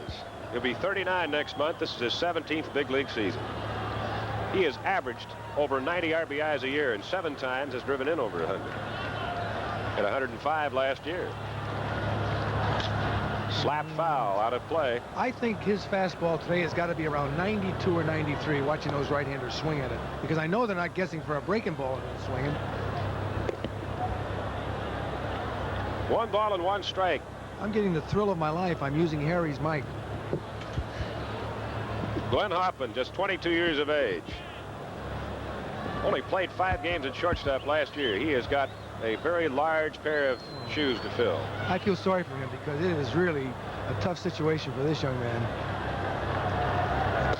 High fastball, 2-1. Britt turned it up on that one. They tell me Remy may play a lot at shortstop too. Well, I would expect Remy to play more at second base. You know, of all the great players the Red Sox have lost over the winter for a variety of reasons, I think Burleson, along with Carlton Fisk, are the 2 hardest to replace. Fisk for different reasons. But Burleson was really the heart of that ball club. You know, Stapleton hit .321, and they don't want to get him out of the lineup. Good pitch, handcuffed him down and in. 2-2 the count. You know how I describe Burns' curveball today? A Whitey Ford's curveball. Down and in. I have never seen his breaking ball more effective. No. Not at any time last year, and heavens knows he was impressive a number of times. But I just don't like to see him having to strike out so many. It means he's throwing a lot of pitches. 2-2 pitch. Bouncer to the shortstop, Allman. This is his first try. Woo! Throws him out. Nice stretch by Squires, and the inning is over. No runs, a wasted 1-out double by Perez. He's left on at second, and after 4 innings here at Fenway, no score, the White Sox and the Red Sox.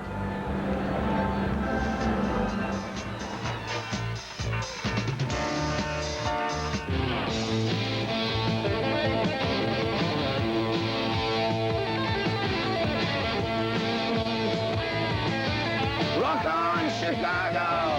Rock on, Chicago!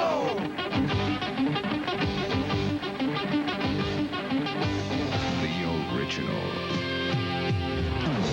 Chicago keeps turning to the Loop, FM 98. Rock on, Chicago.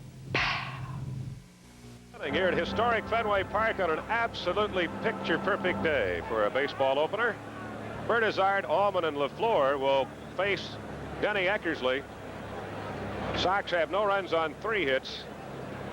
The Red Sox no runs on 2 hits, and Boston has the only error. And it's been quite a pitching performance for both Eckersley and Britt Burns.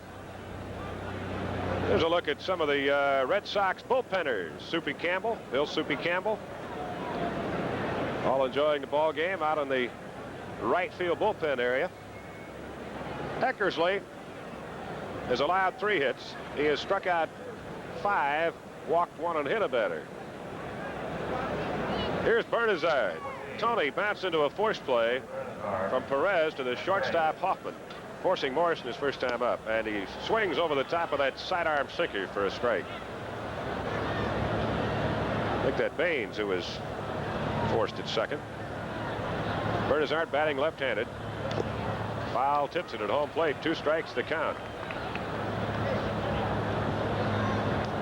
Bernazard had a great spring with a bat. Somewhat unexpected as far as the Sox were concerned. He knocked in 16 runs, had a couple of homers, hit over 300 from both sides of the plate. Eckersley misses up and away with a fastball. 1-2 the count.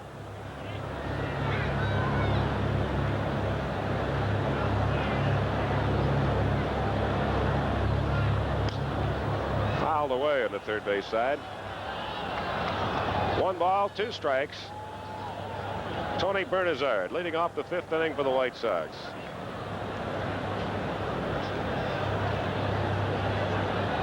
Now Eckersley wants a new ball.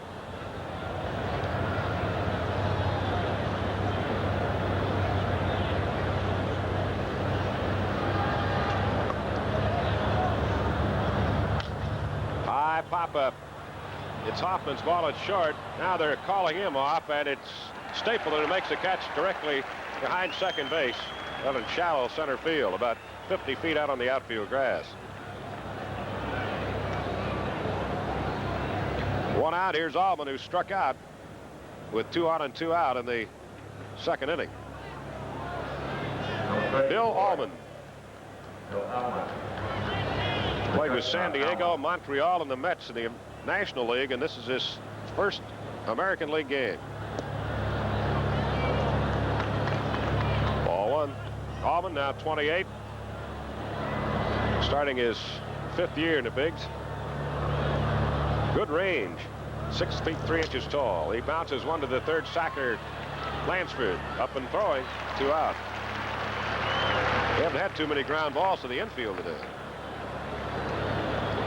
Well, that's 6 in a row retired by Mr. Eckersley, and that'll bring up Ron LaFleur, who led off the ball game with a hit to right. Advanced to second on the throwing error by Eckersley. Got as far as third, where he was left stranded when Luzinski struck out in the 1st inning, and then Ronnie himself fanned in the 3rd. So he is 1 for 2.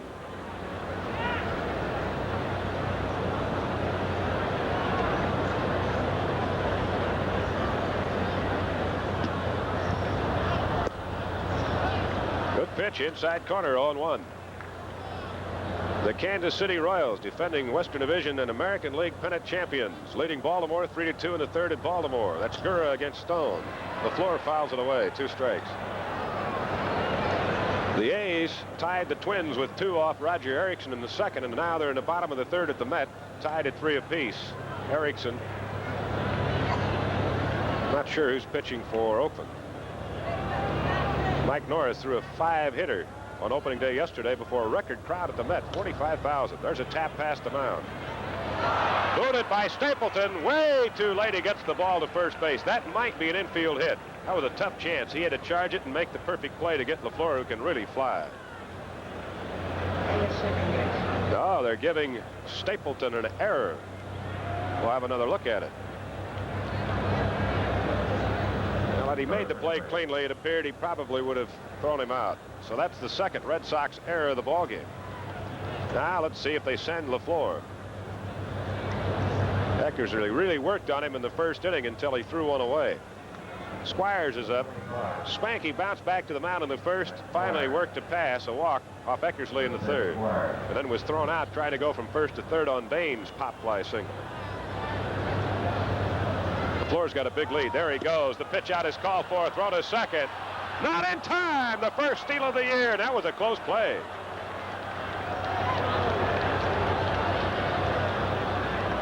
Boy, you're going to love seeing LaFleur run the bases for the White Sox this year. He is something else. 97 steals last year. Here's the throw. They called for the pitch out. Good peg by Allenson. LaFleur just beat the tag. First steal of the year for the White Sox. And now LaFleur is in scoring position with 2 outs. Squires has a chance to knock in the first run of the year if he can deliver here.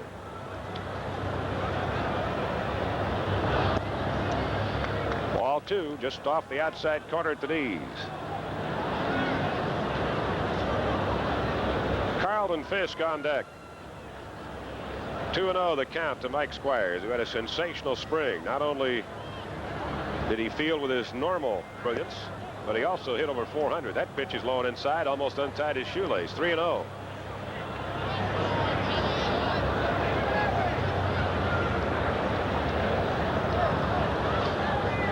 I'm not convinced that Squires can't be a 300 hitter.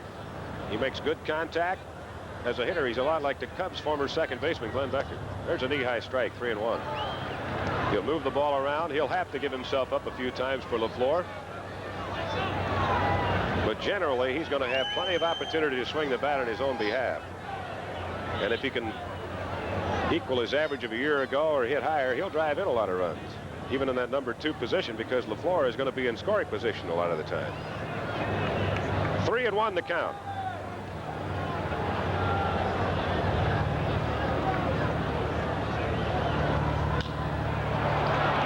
There's that pop-up in trouble territory, shallow left. And this time, Hoffman makes the catch to retire the side. Too bad he couldn't have misplayed that one. No runs, no hits. Second Red Sox error leaves LaFleur on at second. 1 man left. We've reached the halfway point here at Fenway on opening day. Still no score. White Sox nothing. Boston Red Sox nothing. Hi, I'm Chet Lemon of the Chicago White Sox. My teammates and I are looking forward to playing for you this season. Come out and catch all the action at Comiskey Park. The 1981 White Sox are your kind of team. See the Sox take on the Brewers, Red Sox, and Orioles in the first big homestand of the year starting April 14th. Good seats still available. Call 924-1000 for information or call Sox 225-5769 for Visa and MasterCharge orders. Both numbers open 24 hours for your convenience. Tuesday night at 7, join us for our WGN movie special, West Side Story, the celebrated Broadway musical masterpiece about the rivalry between 2 ghetto gangs and the love that emerges in spite of the bitterness.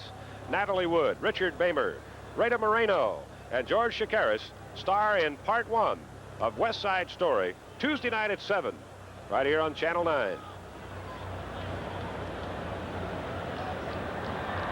Well, the Red Sox will send up the bottom of the order. There's a look at Gary Allenson. He'll be followed by Rick Miller, and then the top of the order, Dwight Evans. Allenson struck out against Britt Burns his first time up.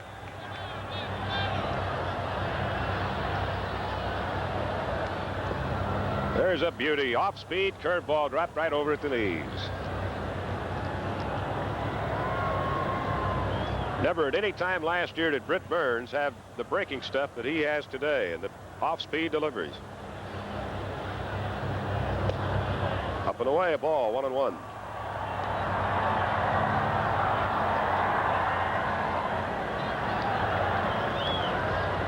Allenson played more 2 years ago when Carlton Fisk had the arm problems. Allenson was forced-fed into the Red Sox lineup last year. He seldom had a chance to play behind a healthy Fisk, but he did manage a 3.7 average, a 3.57 average in 36 ball games with 10 runs batted in. Fastball, strike 2, knee high, outside corner, 1-2 the count. A couple of both Sox pitchers, Steve Crawford and Mike Torres on the left. They'll be in the starting rotation. We got a couple of spring looks at both. Torres had an impressive spring, and Crawford looks like an outstanding young pitching prospect. Foul back. 1-2 the count rides for Allenson.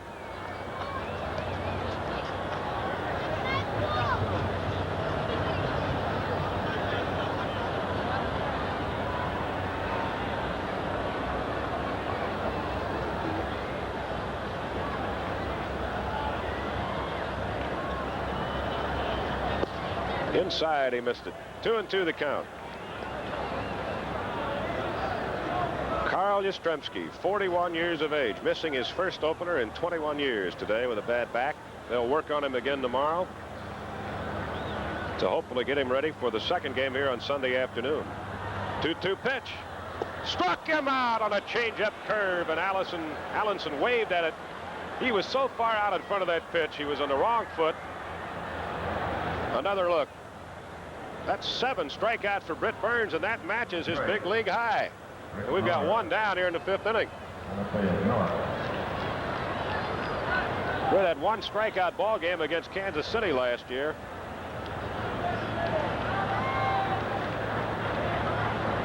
He might have gotten 8. Double check it. Miller slices one foul off to the third base side. He struck out against Britt Burns back in the 3rd.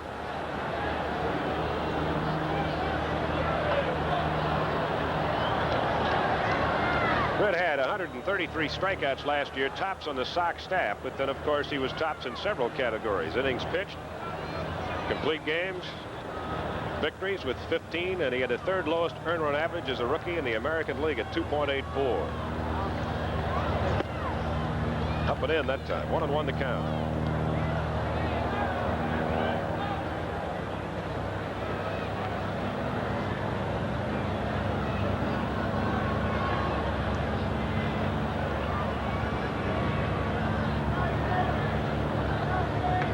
The 1-1 pitch on the way to Rick Miller, the only left-handed hitter in the Red Sox lineup, and he takes a call strike, and he is unhappy with that call.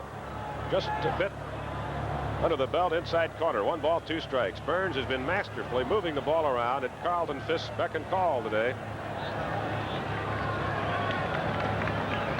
He flirted with destiny a couple of times last year in his rookie year. Had a couple of no-hitters going into the middle late innings. Oh boy, that looked good. Just a bit inside. 2-2 the count.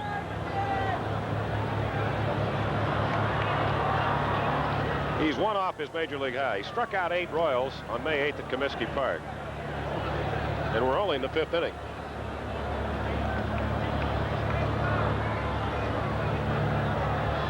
The 2-2 pitch on the way. Just a bit high. Full count. 3-2.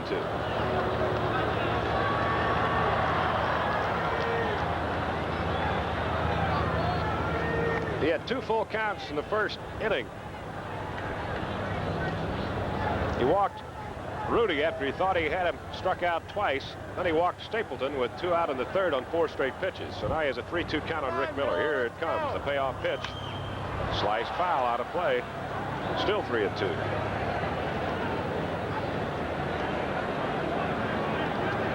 The Bulls will try to battle back against the Celtics tonight in Game 3. Their 2nd round NBA playoff series. The Celtics won 2 straight at the Boston Gardens here. Meanwhile, the Hub City in a state of shock as far as the National Hockey League playoffs are concerned. The North Stars, who had not won a game at the Boston Gardens in 14 years, have taken the first 2 in their 3 out of 5 series. 1 hopper hit right to the shortstop, Bill Allman. Throws him out. 2 down.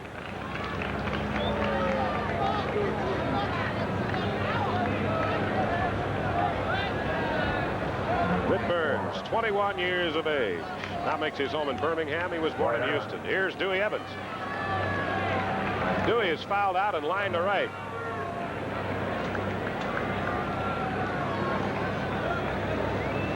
Well, the A's scored in the top of the 4th at the Met. They now own a 1-run lead, 4-3 over the Twins. In the bottom of the 4th at Baltimore, the Royals lead the Orioles 3-2. Larry Gura got the start in place of right-hander Denny Leonard, who was initially listed to open the season for Kansas City. Gura, an 18-game winner a year ago against last year's Cy Young Award winner, 25-game winner Steve Stone. Come on, Joey.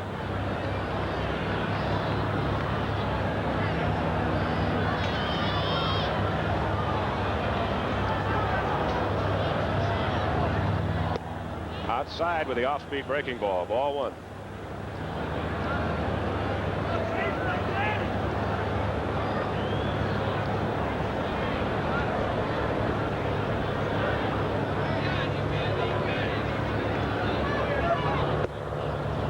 There's a curveball strike, 1-1. Well, no matter what Britt accomplishes from this point on, this has been by far and away his most impressive outing the whole year. He was not that impressive down in Florida this spring. Ironically enough, it was a great spring training a year ago that got him a job. There it goes! Home run! Oh, did Evans get a hold of that one?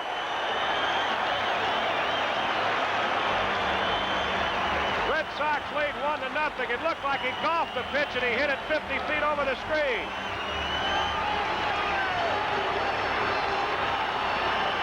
Dwight had a great spring. He cranked out 6 down in Florida. And he hits the first home run of the year for the Red Sox. They have a 1-0 lead here in the 5th. Handshakes all around, and here's another look. He got that fastball right over the plate, belt high, and yanked it out of here.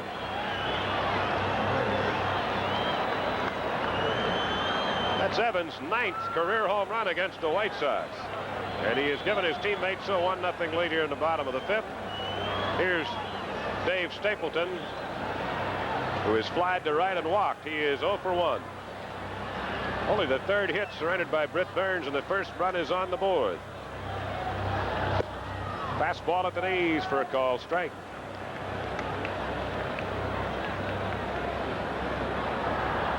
Now, one thing about it, there was no drama to that one. It was gone as soon as he hit it. Fouled away, 2 strikes. Well, Britt Burns has just allowed his first Fenway Park run. He pitched 6+ innings here last year in his only start against the Red Sox and left with a 3-hit shutout, and Mike Prolick preserved it.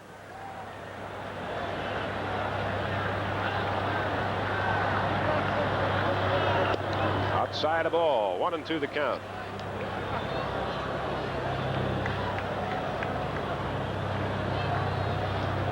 Not bad for a young left-hander to pitch over 11 shutout innings in this ballpark before giving up a run. Let's hope that's not the run that decides the game. Popped up. Bernizard going out, waving everybody away, still backpedaling, and he takes it for the out, and that retires the side. But the Red Sox score in their half of the 5th on a 2-out homer to left by Dwight Evans, the right fielder. 1 run on 1 hit, and after 5 innings of play on opening day, the Red Sox won, the White Sox nothing.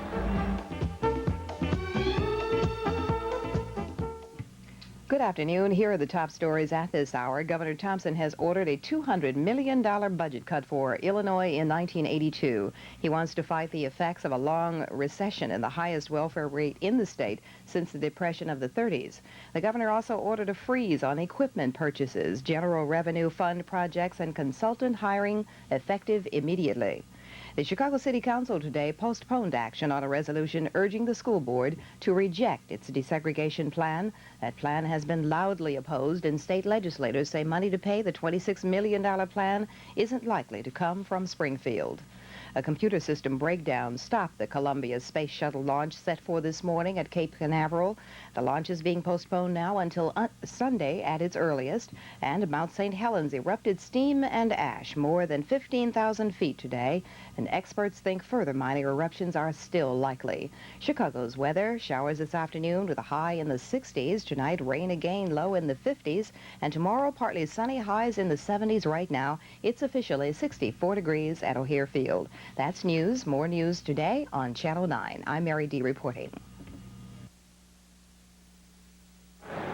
True Length, the fence people add beauty, privacy, security to your home. Their 29th year for special savings. Call True Length, 463-7010.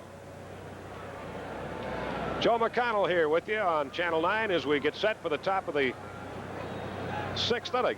The Red Sox on Dewey Evans' home run in the bottom of the 5th have a 1-0 lead. There's a look at Steve Trout.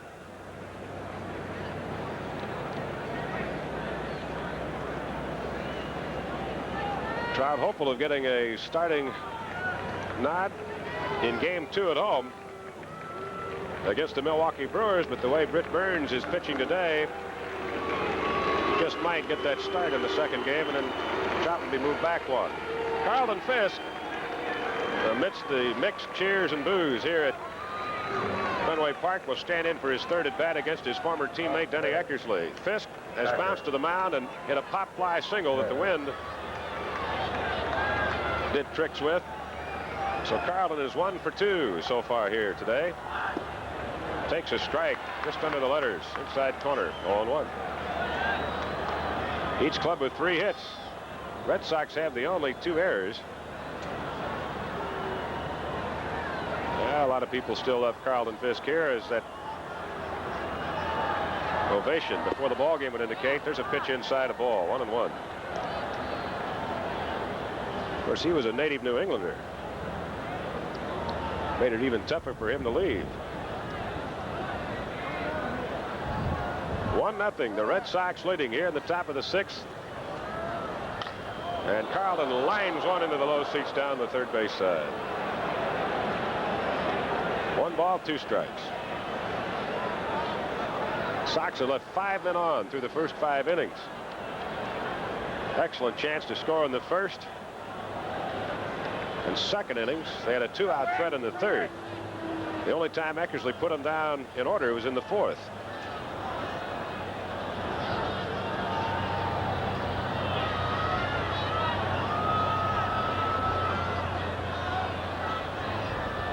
Quite a few fans on top of a very tall billboard over the center field wall here, getting a bird's eye view of the game. Ball 2, strike 2, the count to Fisk. Leading off the Sox 6th inning. He'll be followed by Luzinski and Lemon.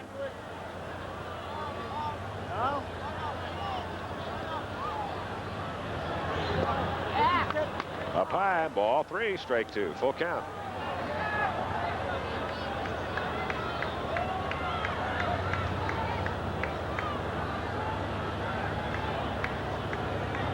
The Cubs and the Mets here tomorrow at 1 on our next Sox telecast.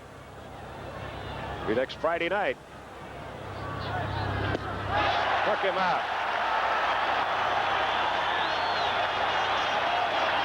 Stand corrected. 1 o'clock next Friday afternoon game. Another look at Fisk striking out. That is strikeout number 6 for Dennis Eckersley. Got that pitch down and in on him. Here's Greg Luzinski, still looking for a piece of anything right now. He's 0 for 2. He's fanned both times.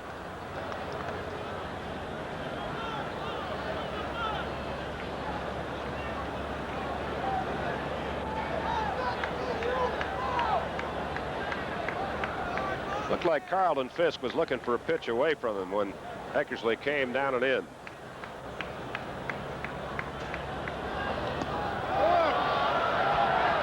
Asked for an appeal, they don't get it.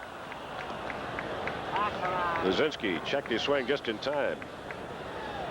1 ball, 2 strikes. High pop up. The wind will keep this one in play. Lansford. Down.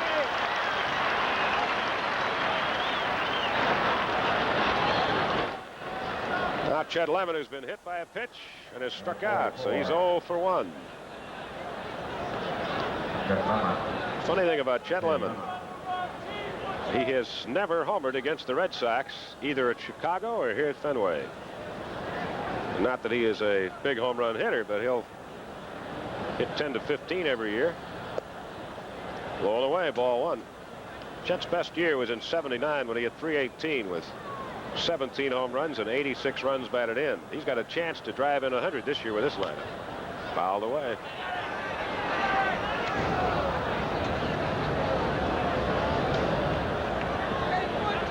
Last year, Chet never really had much of a rush at all until the final month of the season when Tony La Russa put him in the number 1 slot, and he hit it near 400 for the final 5 weeks of the season, and that moved his average up.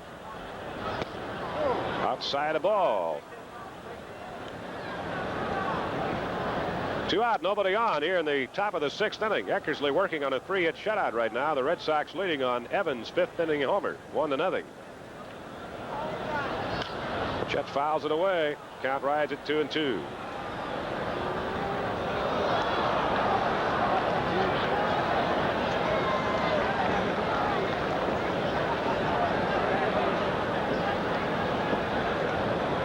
Two balls, 2 strikes. Chet Lemon.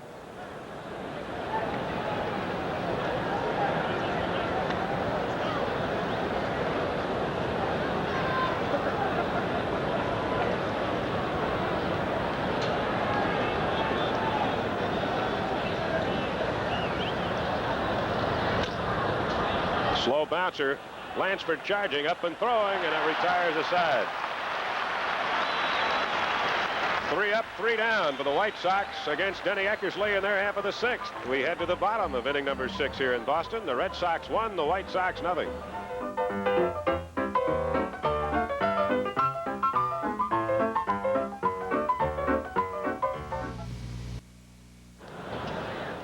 You're watching WGN, Television 9, Chicago, America's #1 sports station. The Red Sox, in the bottom of the 6th inning, will send up the heart of their order. Joe Rudy, Jim Rice, and Tony Perez, 3 long ball hitting right-handed hitters against left-hander Britt Burns. As we give you a view of marvelous old Fenway here on an absolutely perfect opening day weather-wise. Every seat is filled here. Joe Rudy has walked and lined to left. He's 0 for 1. Britt Burns, who's only made 1 mistake so far today, and that was to Dewey Evans in the previous inning, and he put it out in the left field. Out over the netting and into the street for the only run of the ball game. Ball 1 to Joe Rudy. Right-hander Rich Dotson will pitch the finale here on Sunday afternoon against left-hander Frank Tanana, who was acquired along with about half of the Angel Ball Club of a year ago by the Red Sox. They had a regular shuttle system between here and Anaheim over the winter. Just inside with an off-speed breaking ball. Ball 2 to Joe Rudy.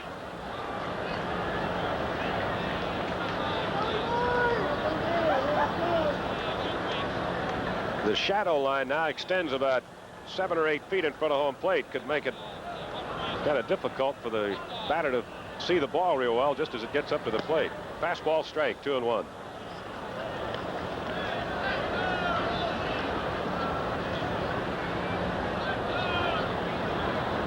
Sox will fly back to the Windy City Sunday night. A workout and press day at Comiskey Park on Monday, and then the big opener with the Brewers Tuesday afternoon. Few seats are left. Low, ball 3. Matter of fact, the Sox are hoping they get a break from the weatherman. They might break the club mark for opening day attendance Tuesday. Lamar Hoyt now beginning to throw in the Sox bullpen. Britt Burns has not pitched longer than 6 innings at any time this spring. There's a look at Carlton Fisk. See if he tries to pitch him down and away. Rudy lines it to center. Chet coming in, makes the flip catch just right around the knees. Hit right at him, fortunately. Could be that Britt Burns is beginning to tire. 1 out here in the bottom of the 6th. Let's take another look at that knee-high two-handed catch by Chet Lemon. The ball was drilled right at him.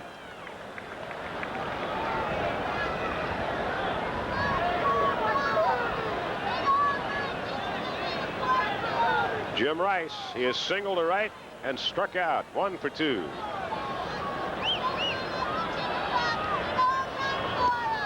Into the dirt.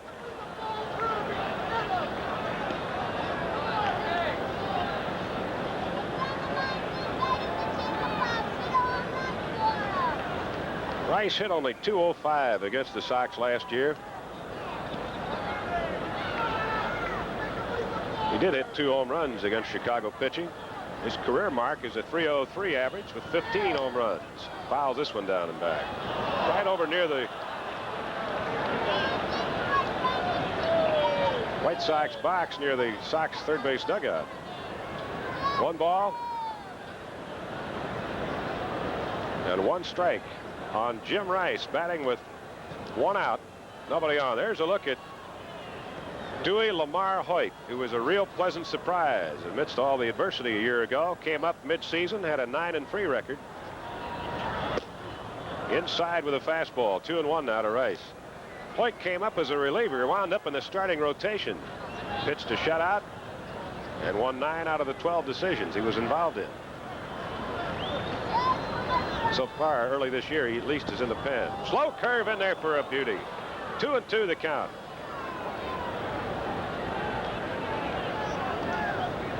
Earl Weaver's Orioles have bounced back into a 4-3 lead. They're in the 5th at Baltimore, and Billy Martin's A's have taken a 5-3 lead over the Twins in the 5th up at the Met.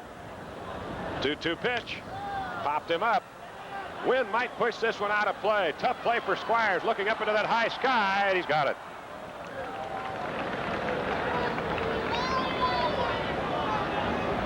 So Rice is retired on a foul pop, and that'll bring up Perez, who has struck out and doubled in 2 tries.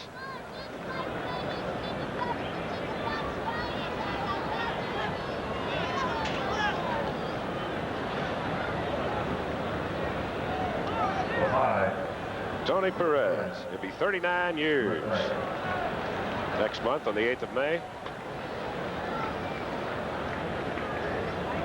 1,462 RBIs in 16 big league seasons for this guy. Strike, beauty.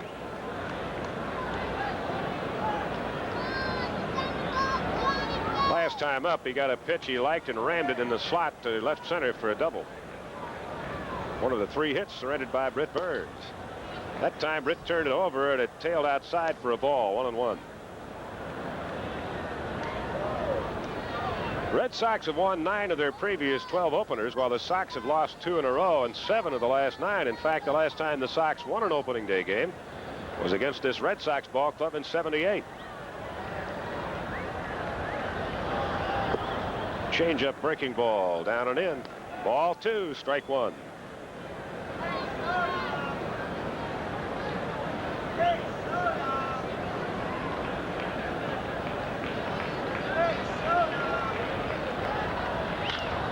Ground ball. Allman dives, can't get it. It's under his glove. That'll be a hit. So Perez, who hit .439 against Sox pitching last year, comes up with 2 hits in his first 3 at-bats against us this year.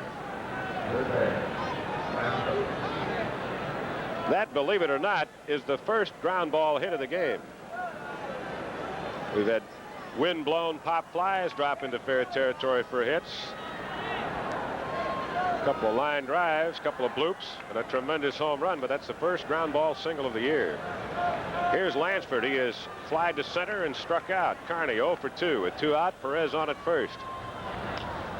Popped him up right off the fist. Squires backpedaling. Might be a tough play. Bernazard will take it, and that retires the Red Sox in the 6th inning. No runs, 1 hit, 1 left. Harry and Jimmy will be back for the 7th. After 6 complete here at Fenway Park on opening day '81, the Red Sox won, our White Sox nothing.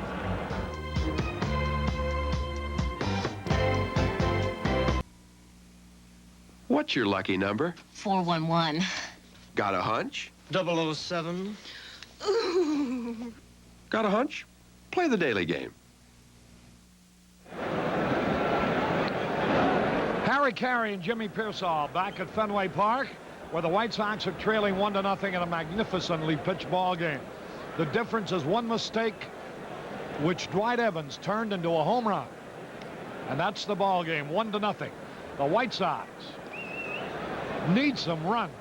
In other games, Baltimore leads Kansas City 4-3 at the end of 5. Oakland over Minnesota 5-3 at the end of 5. Tony Armas has hit another home run, his 2nd in 2 days. Harry, if we could get the ball in the air to right field, I noticed Dwight Evans is putting his glove up. It is awful tough to pick up the ball. If you hit any ball off the end of the bat or in the fist, he'll have trouble catching it. And the wind is blowing out there, too, pretty good. We haven't hit the ball anywhere near that far yet. But here's the guy that can do it right This here. guy can do it. Harold Baines. He's the one guy in this lineup here against Eckersley that might have the percentage on him.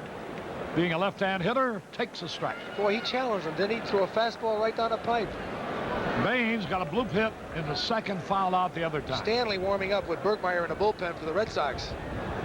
Ooh. High pop foul back. Out of play. Harold had a good cut. Boy, and a pitch up where he liked it, too. He is really shaking his head. Remember, seats are still available for the opener next Tuesday afternoon. And even more and better seats for Wednesday afternoon. And Friday, Saturday, and Sunday when these Red Sox will be in town. And the following Monday, Tuesday, and Wednesday nights, which mark our first night games of the year against the Baltimore Orioles. Earl Weaver and company. Pulled it foul. Boy, we haven't had a ball that hit hard all day. Harry, you know, their bullpen is tough. They've got Bob Clear down there along with Stanley and Berkmeyer. I see where they traded Drago off to Seattle, but they have a good bullpen. That is probably the best part of their ball club right now. I don't care how good their bullpen is. Let's bring one of them in. We're not doing anything with this guy. Swings, and he fouls it out of play. You know, as Baines going the other way, he did that in spring training and hit a home run about 400 feet over the left field fence, so he can hit it out of here. Left-hand hitter waiting. Now the pitch on the way. Smash right to the second baseman. That's a first ball that's been hit halfway hard. 1 out. Here's Jim Morrison. Nothing out of 2. Boy, a lot of shadows around the mound right now. Makes it tough for that hitter.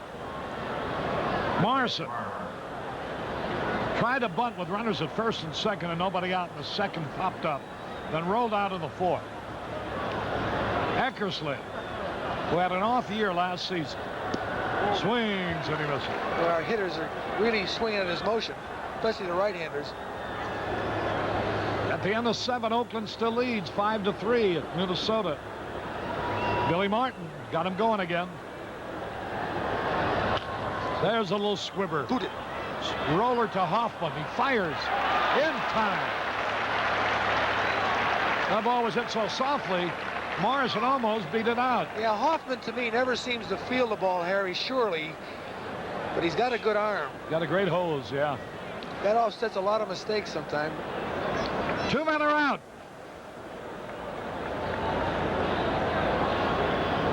And we're going to have Tony Bernazar. And I would imagine that if he got on, we might have a pinch hitter for Allman. They had a lot of fun out there in the center field bleachers with the Frisbees. Harry, look at the way the wind's blowing. We saw Bernazard hit a couple of balls deep in right center field. He might be able to hit one out if he can get it up in the air.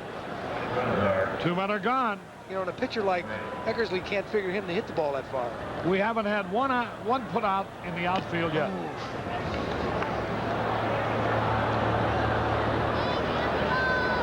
You know, the Boston outfield could have just as well stayed home. Nobody's hit one that far. Eckersley has been masterful. So has Britt Burns.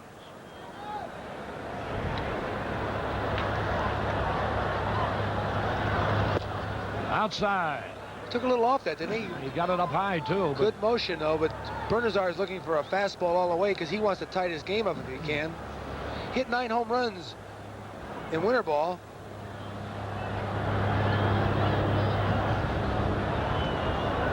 Eckersley steps off the mound. A Frisbee, a ball is out on the field. Down there in the right field corner, one of those. There's a new fad at the ballpark now. Beach balls and Frisbees. 2 men are out. Well, you can't beat fun at the old I'm not ballpark. knocking it, Harry. I don't care what they play with. Just get in the park. Slider in there, a strike call. 2 balls, 2 strikes. Hey, let's start something with 2 outs. Let's go. Bill Allman waiting on deck. High pop foul, back out of play. He had the right idea. He was pulling on that one. He had a good pitch to hit. It was on the inside part of the plate and up. Tony Bernazar, 24-year-old infielder. Eckersley. You know, they make you, they won't allow you with a cut sleeve, sweatshirt sleeve. They ought to make that guy get a haircut. I think he hides the ball behind his hair. How about putting your hand on your hair and coming up with a little wet grease? Outside, that could be too. Watch him go to his hair. He does go to his hair an awful lot, you know. He tries to get his hair out of his eyes. 2 balls, 2 strikes. The pitch. Fouled out of play. Well, we are not getting good swings at all. You can tell because you can't even hear the sound of bat against ball. Sounds like we're hitting with a lot of wet sporting news. How about a banana stalk? 2 balls, 2 strikes. Oh, Fine, you can hear that one. Boy, we got a lady in a 2 balls, 2 strikes. 2 out, nobody on. Top of the 7th. 1-0 Boston. You know, every seat in this ballpark, Harry, is a good seat. You're right close to the field. Struck him out. Strikeout number 7, swinging. 1, 2, 3, nothing across. We go to the bottom of the 7th. Boston 1, White Sox nothing.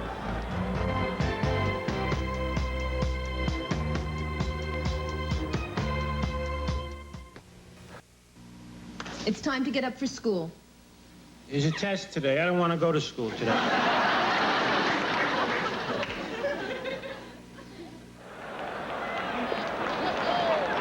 Caray back at Fenway Park. A fan scales the backstop screen to get a ball which had been lodged in the wiring.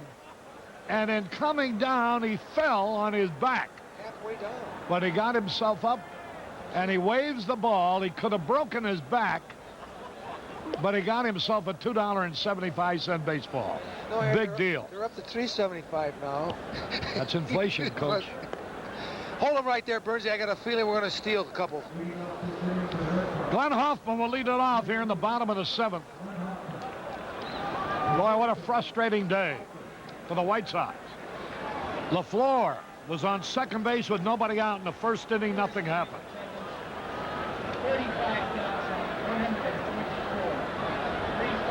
35,124 paid.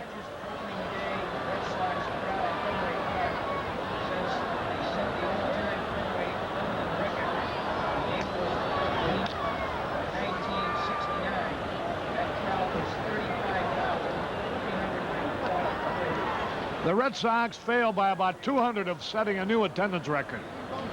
The record is 35,343. Today, 35,124 paid. Boy, look at the crowd. Super.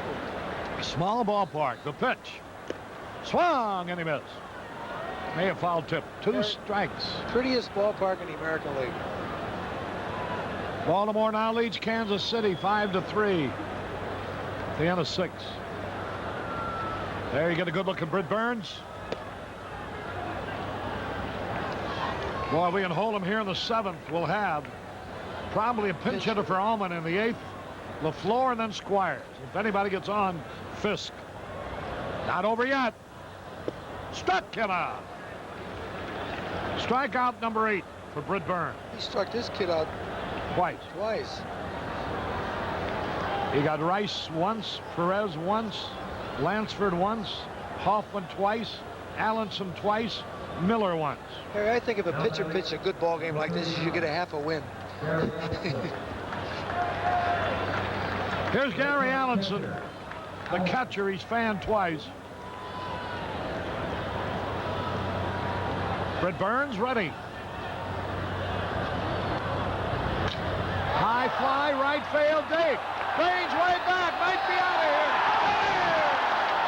Holy cow! He got it into the wind in right field. Allenson, who didn't have a home run all the last year. I told you, Harry, that ball is blowing a gale to right, which is very unusual in Fenway Park. And it is blowing out there about 10 miles an hour and carrying good. And he really hit that ball, though. He didn't hit a fluke. I think he hit it as good as you could hit it. Here you'll see it right now. Let's see where the pitch is.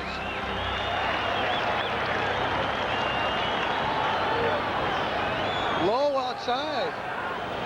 And you see right here, it gets in by plenty. It was high enough to be carrying. So, another home run. It's 2-0. Here's Rick Miller now. He pops a bunt in the air. Nobody can reach it. A foul strike. Harry, it goes to show you, if you keep swinging, you might hit it somewhere. And Allison has struck out twice. There's Ralph Houk, the manager of the Red Sox. Dave Stapleton behind him, getting a helmet. Rick Miller's 0 for 2. Allenson, who had fanned his first 2 times up, hit a low fastball over the right field barrier.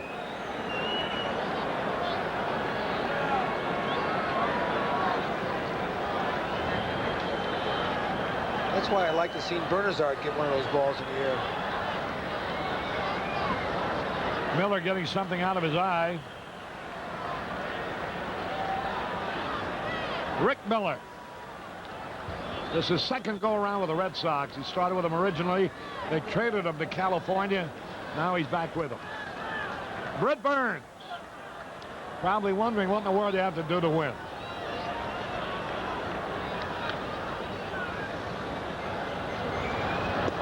Burns knows how Ross Baumgarten felt most of last year. He'd go out and hold the opposition to no runs or 1. And his teammates would have failed to score at all.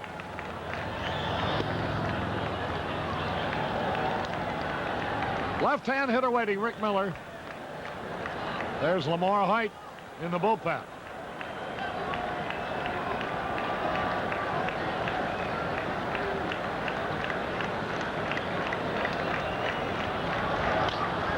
Line foul into the stands.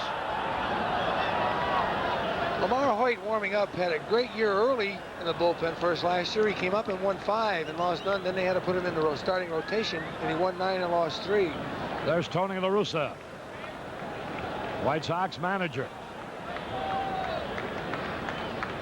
2 balls, 2 strikes on Rick Miller. Hey, foul tipped it. Good curveball. Count remains the same. The Red Sox have played long ball today. Dwight Evans in the 5th, Gary Allenson in the 7th.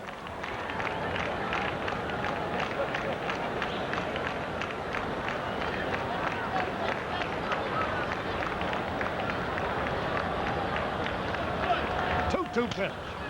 Ground ball to Allman. He's got it. Throws in time.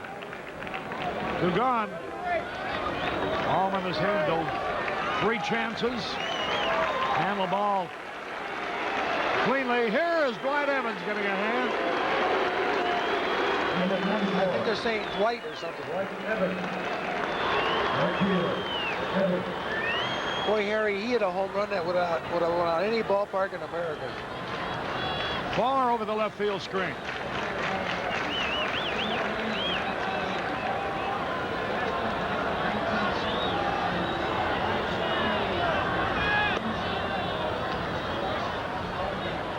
You know, the last home run that Gary Allenson hit was in 1979 against the White Sox, against Ross Baumgartner. So he's gone 2 years since he hit a home run. Got a big one here today. Goes to show you, you're dangerous as long as you swing the bat. And he had fanned his first 2 times up. He probably wouldn't have had a home run yet if Fisk was still with Boston. A ball and a strike to Evans. Fastball low. 2-0. 5 hits for the Red Sox, 2 of them homers. Off day tomorrow. We'll be with you again Sunday, radio only. Our next telecast will be Friday against the Red Sox at Comiskey Park. In the meantime, we'll play here against Boston Sunday. The broadcast on WBBM, likewise at home, Tuesday afternoon and Wednesday afternoon. No television, radio only. Then Friday and Saturday, the Red Sox will be on Channel 9. 3-1 what, Carey? I bet the breaking ball. He hit a fastball for a homer. And Britt Burns apparently not getting the call he wants.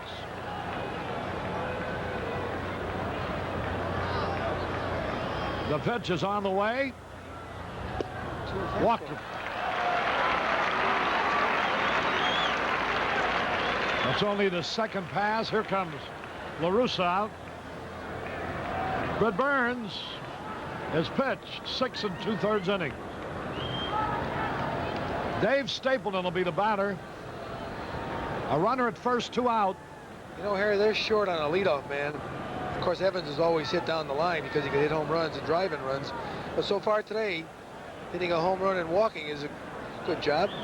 I like that leadoff man who can hit home runs. Bobby Bonds did that. Eddie Yost used to hit home runs, the leadoff and man. walk 110 times. Nice to get on the board in a hurry. La Russa trots off the field. The one thing, Harry, we're facing probably as good a pitcher in the American League when he's right at Eckersley. I don't know whether he's that right or we're that not hitting that much today. But he has certainly been an outstanding pitcher. There's Bobby Winkle. This game isn't over yet. He's liable to make one of those mistakes if we get a man or 2 on. We ran our way out of a couple of situations. Big lead by Evans over there.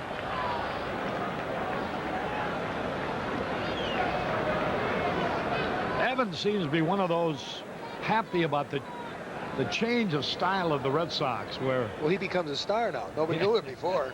He was a great player, but nobody really knew him. Big lead. Curveball, low and outside. Evans had 3 stolen bases last year. Most ever swiped in the season was 8. Burns has thrown a lot of pitches, and right now he may be just losing a little. His curveball is flat. Evans the lead. The pitch. A low pop fly may drop in the right field. Baines drops the ball, picks it up, fired towards third. Too late. See what they're going to call it. He had it in both hands. And he had it about... Air on base. Yeah, he had the ball about at his belt. He got a good jump. Watch this ball hit off the end of the bat. But that sun is tough out there. Here he comes. He gets a good jump on it. Now watch. He cups his hand, but hits on the heel of his glove. He didn't watch the ball go into his glove, and he lost it. No chance to get the guy at third. That's going to be all for Britt Burns now. Because a right-hand hitter is coming up, Joe Rudy. They're going to bring in Lamar Hoyt, I suppose, here. There's got to be a change because that's the second trip to the mound this inning. And there goes Britt Burns out.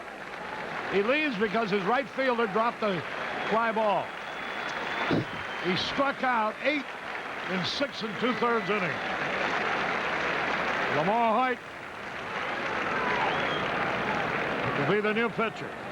He allowed 2 runs while he was in there, both homers. They have runners at first and third with 2 out. And Lamar Hoyt comes on. Lamar Hoyt, 25 years old, from Columbia, South Carolina, came up in the middle of the season last year after he was 5-2 at Iowa. Went into the bullpen and won 5 and lost none, and then he got the starting assignment, and he finished up with 9-3. But in the bullpen, he had a good ERA of about 2.50. He is replacing Proley in the bullpen, who was traded. So he comes on, and the young man has got good stuff from the side. Last year against the Red Sox, he was awfully tough. He won 1 and lost none. And this afternoon's ball game, it just seemed like we started out in a way where you got to believe we're going to get things to happen. LaFleur got a base hit to right, and then an overthrow by the pitcher trying to pick him off. He went to second base, and with nobody out, Squires hit a ground ball back to the pitcher. Fisk hit a 2-strike pitch back to the pitcher, and then Lazinski struck out. So we didn't score then. Lemon got hit with a pitch. Baines got a base hit to right field. Morrison popped up an attempted bunt, and that really hurt. Then Barnazard got on the fielder's choice, and then Allman struck out. So we just didn't take advantage early, and it might have been a different ball game right there. And now Lamar Hoyt is going to come on. The Chicago White Sox Dress Your Own Team uniform contest has officially begun. The plans were announced by Lorene Fadil, Director of Television, Radio, and Special Events for the White Sox. Now here are some of the rules for the designers. Sketches must be submitted by May the 7th. Your sketch should include home jerseys, home trousers, road jerseys, road trousers, home and road jackets, socks, home and road helmets, and caps. The home uniform should have a majority of white as background with color for emphasis. There will be no logo change. The White Sox logo that you see now will remain. Colors are flexible for road uniforms, but should look smashing on television. I'll tell you more about it later on. Joe Rudy, the hitter, he's hit the ball hard all day. He walked his first time. Lamar Hoyt in a relief for all runners at first and third. 2 out. Britt Burns tied his career high for strikeouts in one game, 8 today, in 6 2/3 innings. Joe Rudy, you better have good stuff, whether you're right-handed, left-handed, or cross-handed. That's right. But this guy's a good hitter. I like his chances, though, with that sidearm stuff he throws. The pitch. High and inside. If you look at Lamar Hoyt, he is just as strong as an ox. He really knows what to do with that sidearm fastball. He keeps it down.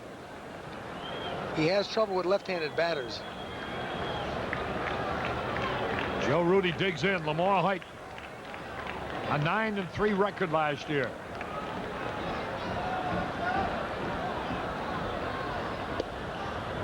Outside. Ball 2.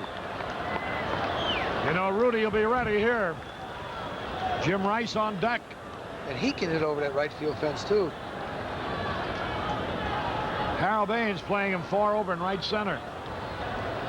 Stapleton safe on Baines' error is at first, Evans at third. Ooh, good fastball, strike. Surprised to see Joe take that. He must have been fooled. The ball was on the inside corner, I guess. Oakland continues to add runs. They lead to Minnesota 6-3 at the end of 7.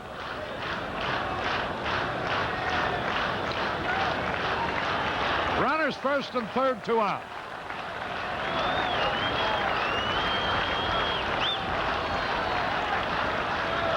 Big pitch. Ball 3. Jim Rice waiting on deck. Come back and get him, boy. Tug McGraw came in with the bases loaded the other day and walked in the winning run. Red Sox out in front 2-0. Bottom of the 7th. Joe Rudy.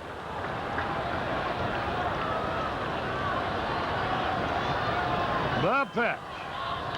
Foul tipped it back. Had a good cut. The runner on first will be going with the pitch.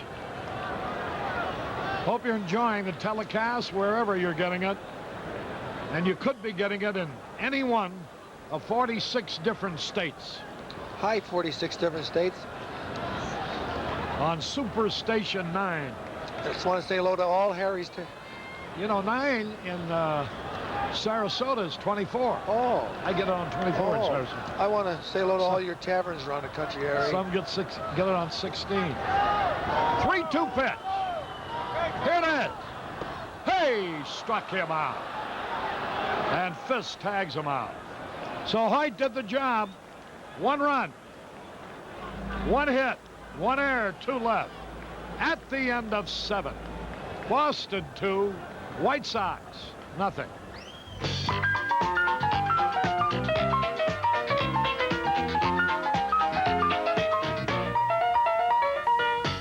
Hi, I'm Chet Lemon of the Chicago White Sox. My teammates and I are determined more than ever to bring an American League pennant to the great baseball fans of Chicago. Join the White Sox at Comiskey Park. The 1981 White Sox. One team that won't let you down. The Sox take on the Brewers, Red Sox, and Orioles in the first big homestand of the year starting April 14th. For information, call Sox 225-5769. 24-hour service. The 1981 White Sox, your kind of team. Yeah, I couldn't have done it any better.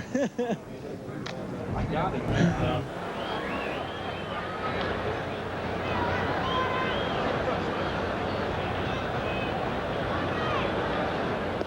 Harry Caray and Jimmy Pearsall. Time is running out. A great battle, but Boston, by virtue of the long ball, leads 2-0. Molinaro will pinch hit for Allman. Molinaro hit around 290 last year and had a pretty good year. Pinch hitting, playing when they needed him, and for guys that are hurt. He had a good spring, too, hit over 350. Molinaro last year against the Red Sox hit 400, by the way. That's not too bad, by the way, you know it? You know, this is the kind of a pitcher you realize that your ball club gives up a lot of percentage if you don't have left-hand hitters. You know why Casey Stengel won pennants? Because he played that platoon. And you know why Billy Martin will win pennants? Because he will play the platoon. Here now is Bobby Molinaro. But you got so many guys today. First pitch outside. Who tell the manager if they don't play every day, I won't hit, and I can't go that way, instead of just doing what you think is best. Now the delivery. Fastball outside. They used to be mad at Casey Stengel, but it didn't keep him from doing it his way and winning. Woodling and Bauer used to get so mad they couldn't stand it, but they always went out and hit, played good. Because he made them stars by the way he used them. He had a cut and he missed. 2 balls and a strike. But they had a lot of, you know, switch hitters, too. Bobby Molinaro leading it off.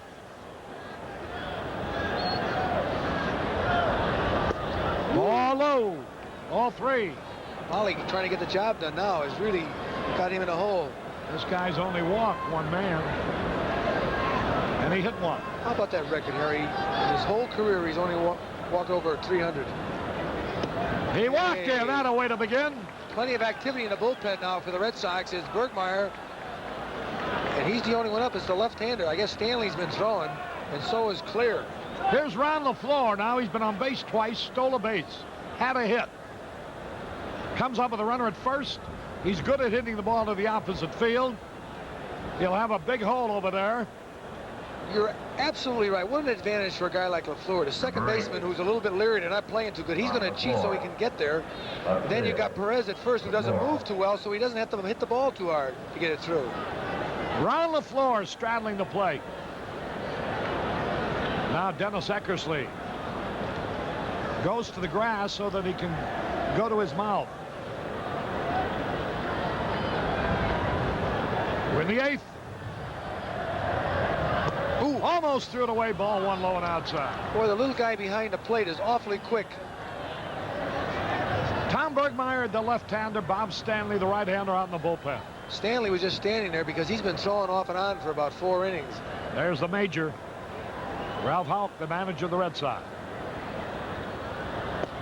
Strike over the inside corner. Eckersley's no dummy. And he knows that LaFleur might go that way on him, and so he pitches him inside. Barrios, surprised to see him up throwing. A ball and a strike. Line drive, base hit for LaFleur. Stay there. Here's a runner on second. Stay there. Holding up. Throw back behind him. LaFleur comes through. Boy, here comes Ralph Houck out of the dugout right now, and LaFleur really hit that ball pretty. It was a ball that was down and away, and he didn't try to pull it, and that's going to be all, and they're going to bring in Stanley. Eckersley's going to get a great hand from the crowd. The tying runs are on base. Nobody out. We have Squires, Fisk, and Lazinski coming up. Bob Stanley, the right-hander, is going to relieve. And he's trotting in out of the bullpen. I like to see any player do that. Listen to the hand for Eckersley. Standing ovation. I'm glad to see him go. Harry, did Eckersley have 7 strikeouts? Oh, Eckersley? Yeah. Stanley, who has been awfully tough as a reliever against the White Sox, we have knocked him out several times as a starter. Last year, he won 10 and lost 8 with an ERA of 3.39. He pitched 175 innings. He's 6'4", 205 pounds. He is 26 years old from Portland, Maine, and he throws hard sinkers. He'll throw mostly sliders, but his forte is sinkers. All right, I know that you and I are going to have an argument right here. Don't hit me, though. I mean, I've had a tough year already. I tell you what I think, okay? Yeah. The wind is blowing out towards right field. You're on the road. You got a left-hand batter up there who has hit a home run in this ballpark. We've had so much trouble bunting and sacrificing situation, and even then on the road you'd be playing for a tie. I wouldn't quarrel at all if he lets Mike Squires swing away. Well, I can reason with you, Harry, but I would. Squires is a good bunter, but has never been an RBI man for us. In this situation, you got to hope with that short left field fence that you can get a right-hander up, maybe hit it over the fence. You got Fisk coming up next. He is a good bunter. In fact, he even beat out a ball the other day with men on first and second. He bunted down the third baseline. So I got to go along with the bunt. You're not wrong if you want to go that way. No, I really mean it. You can go either way, but I like to go with the bunt because this that wall is close. Yeah, I just wanted to throw out before anything happened. We have no idea what Tony La Russa is going to do, but I just want to preface it because I think either way he goes here, I don't think you can quarrel with it. See, I know the signs, Harry. Oh. On your Squires. Watch Langsford now. He bunts. It's a good one. The runners will advance. He tags a man coming down the line for the sacrifice. Harry, a very dangerous tag. He didn't have that ball in his glove securely, and he might have knocked it out.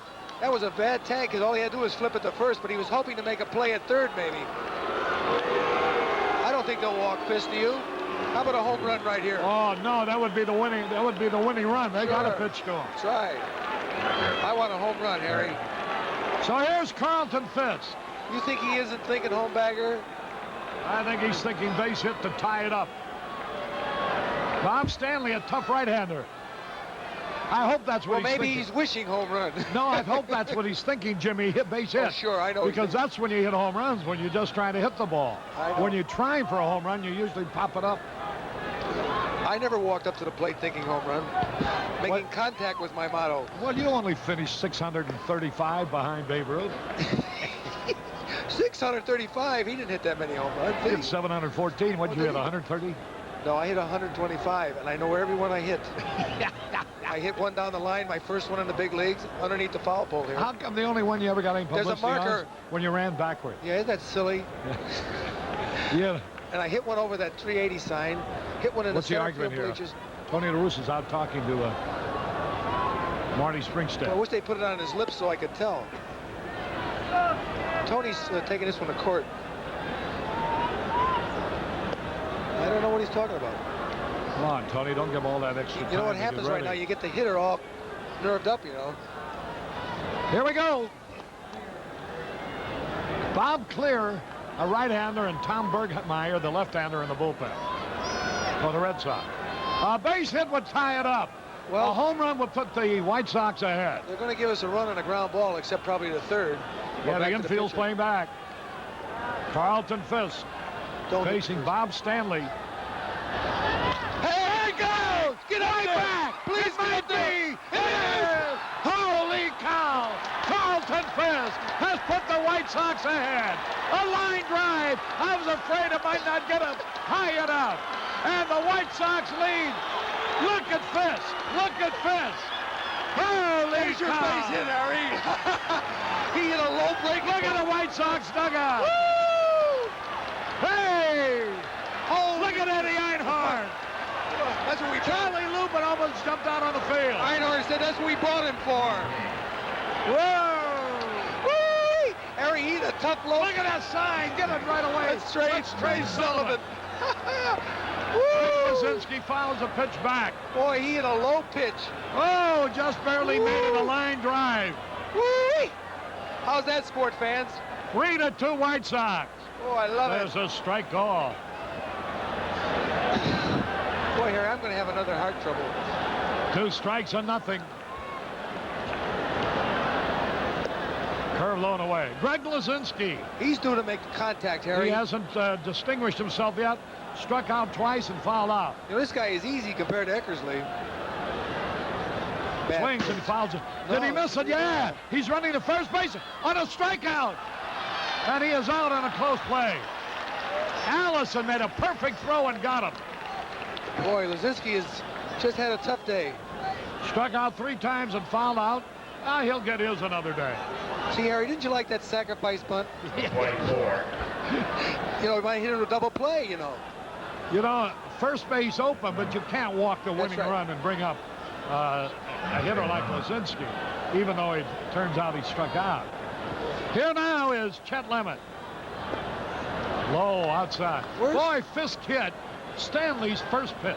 You know, Harry, I got to get Farmer in here right now. He hasn't even been up yet. Been up, warming up even. I got to have him in here because he's our bread and butter man. Not that White can't pitch, but I'd have him up ready in case he gets a man on base or something. A 3-run homer by Carlton Fisk. Lemon had a cut and miss. We still got to hold him in the 8th and 9th, though. See, Harry, when you do the fundamentals, you get runs.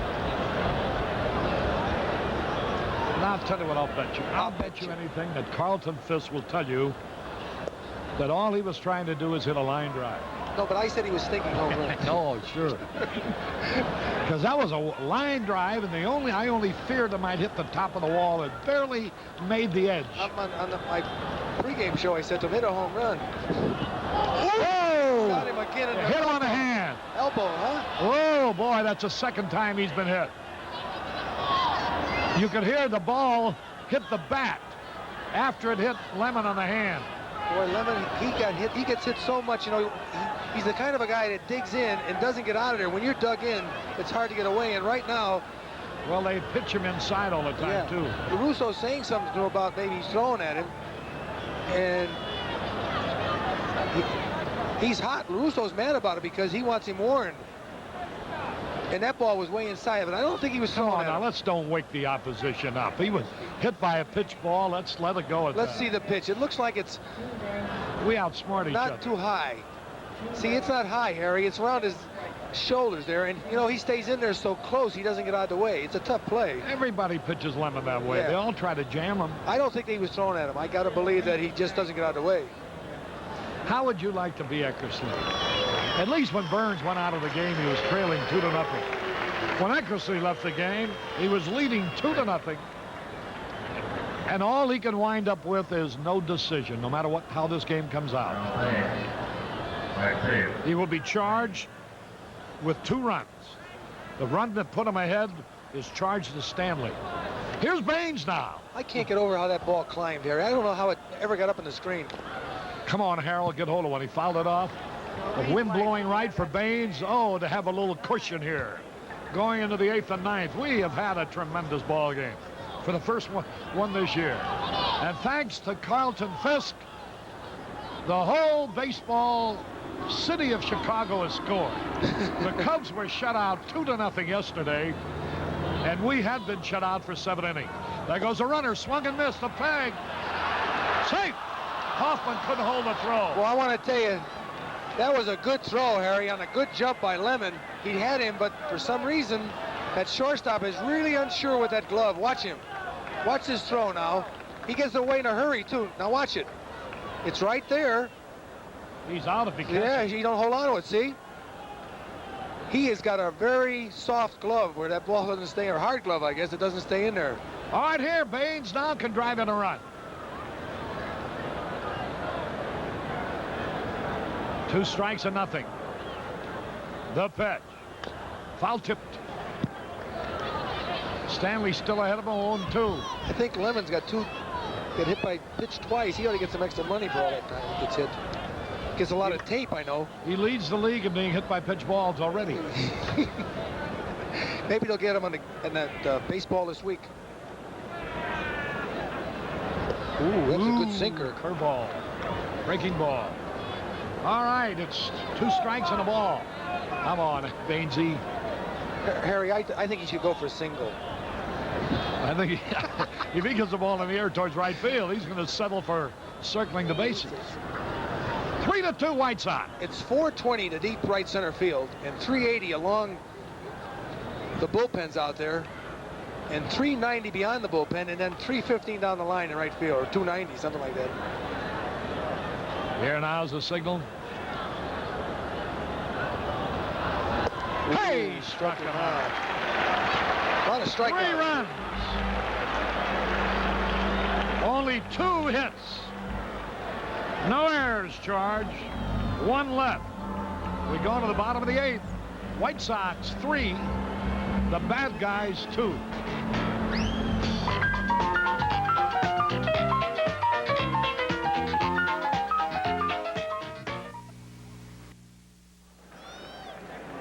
Harry Caray back at Fenway Park, where for the first time today, the good guys are out in front. It's 3-2. Jim Rice will lead it off. Greg Pryor now playing shortstop. Rusty Kuntz has taken over in center field. I want to thank Ralph Houck for bringing in that pitcher. Rusty Kuntz in center field. Here's Jim Rice. Lamar Hoyt now with a chance to pick up a victory. Jim Rice. He needs 6 outs. Swings and he misses. Boy, tough seeing up at the plate. It is twilight here in Boston in this ballpark. The stands are preventing the sun now from shining in the infield. Those of you who have been watching the game and saw the home run by Fisk, here's a curve strike 2 call. Boy, a beauty. Maybe some of your loved ones have been away at work or didn't have a chance to either hear it or see it. Be sure to tell them about it and tell them it's stated on Channel 9. He struck him out swinging on a breaking ball. Boy, White has fanned 2 men. Boy, he threw a hard slider for the second strike, and this time he took a little bit off a breaking ball. Here you'll see it now. This is a bad pitch. Watch where the target is. Now watch it go outside, and he swung at it about a foot outside. Now Ed Farmer is up along with Kevin Hickey, the left-hander, the Chicago boy. Bill Campbell's in the bullpen for Boston. A lot of activity out in the bullpens. Harry, what a great view we have right here. That's why we're able to see so much. We're right behind home plate and almost on top of it. The White Sox pitchers have fanned 10 Red Sox. Burns got 8 victims and Hoyt has had 2. They have fanned 9. Eckersley got 7, Stanley 2. Here's a curve in there to Perez. Strike call. Watch Fisk now. He wants him to keep that ball down on the outside part of the plate to Perez. If he hits it good, he may not get it up in the air. Now to signal, the one thing he doesn't want to do is hang one. Hold everything, fans. Strike 2. Good slider outside corner. Perez didn't believe it. He looked over to see what was going on. Lamar Hoyt in relief. Now he's got to keep that breaking ball outside to this guy because he's on top of the plate. Here's the pitch on the way. Outside, breaking ball. Now he sets him up for this sidearm slider. Let's see if he can keep it down. 2 strikes on the ball. Look at the sign. Let's see what the sign is. 1-1. Clap. Got to be breaking ball. Struck him out swinging. Looked like a slider to me, which is a breaking ball. But he throws a good curve too, Jimmy. Yeah, he does. And what he does on the slider, Harry, he comes side with it, but he throws it hard. When he throws his curveball, he'll come side, but he'll just take a lot off of it. But he wants to keep it outside. It's a bad pitch if he gets it inside. Boy, those are 2 big outs in this ballpark. Langsford. He may not have to face those guys again. If he can get this guy out, his 9th inning won't be too tough. Right-hand hitter waiting. Curveball missed outside. All outfielders are playing real deep. Want to keep the ball from going in the hole if you can. Keep him on first base. White Sox leading 3-2.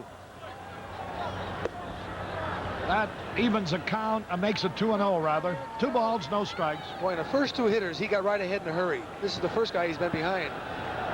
Carney Lansford.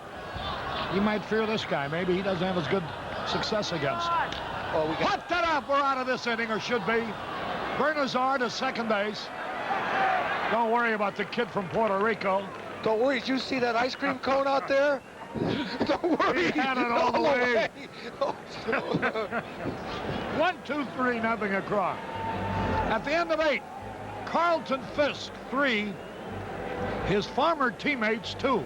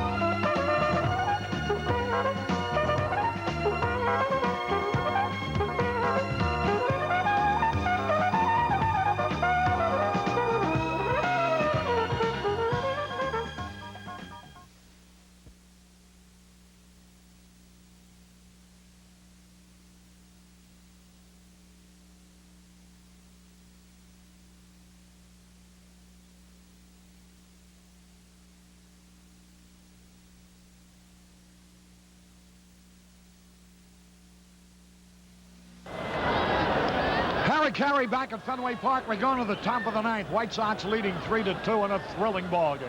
Hope you're enjoying it, friends, wherever you are. Morrison. The count evened up now. 2 balls and a strike on Jim Morrison. We need to get another run, Harry. They've got some pretty good pinch hitters they can put up there. Hancock, Hoffman. Yaz can't swing, so we're lucky there. Got a bad back. And Paquette. 2 balls and a strike. Swings and he foul tips. Bob Stanley came in time to throw a home run ball. There's Carlton Fisk.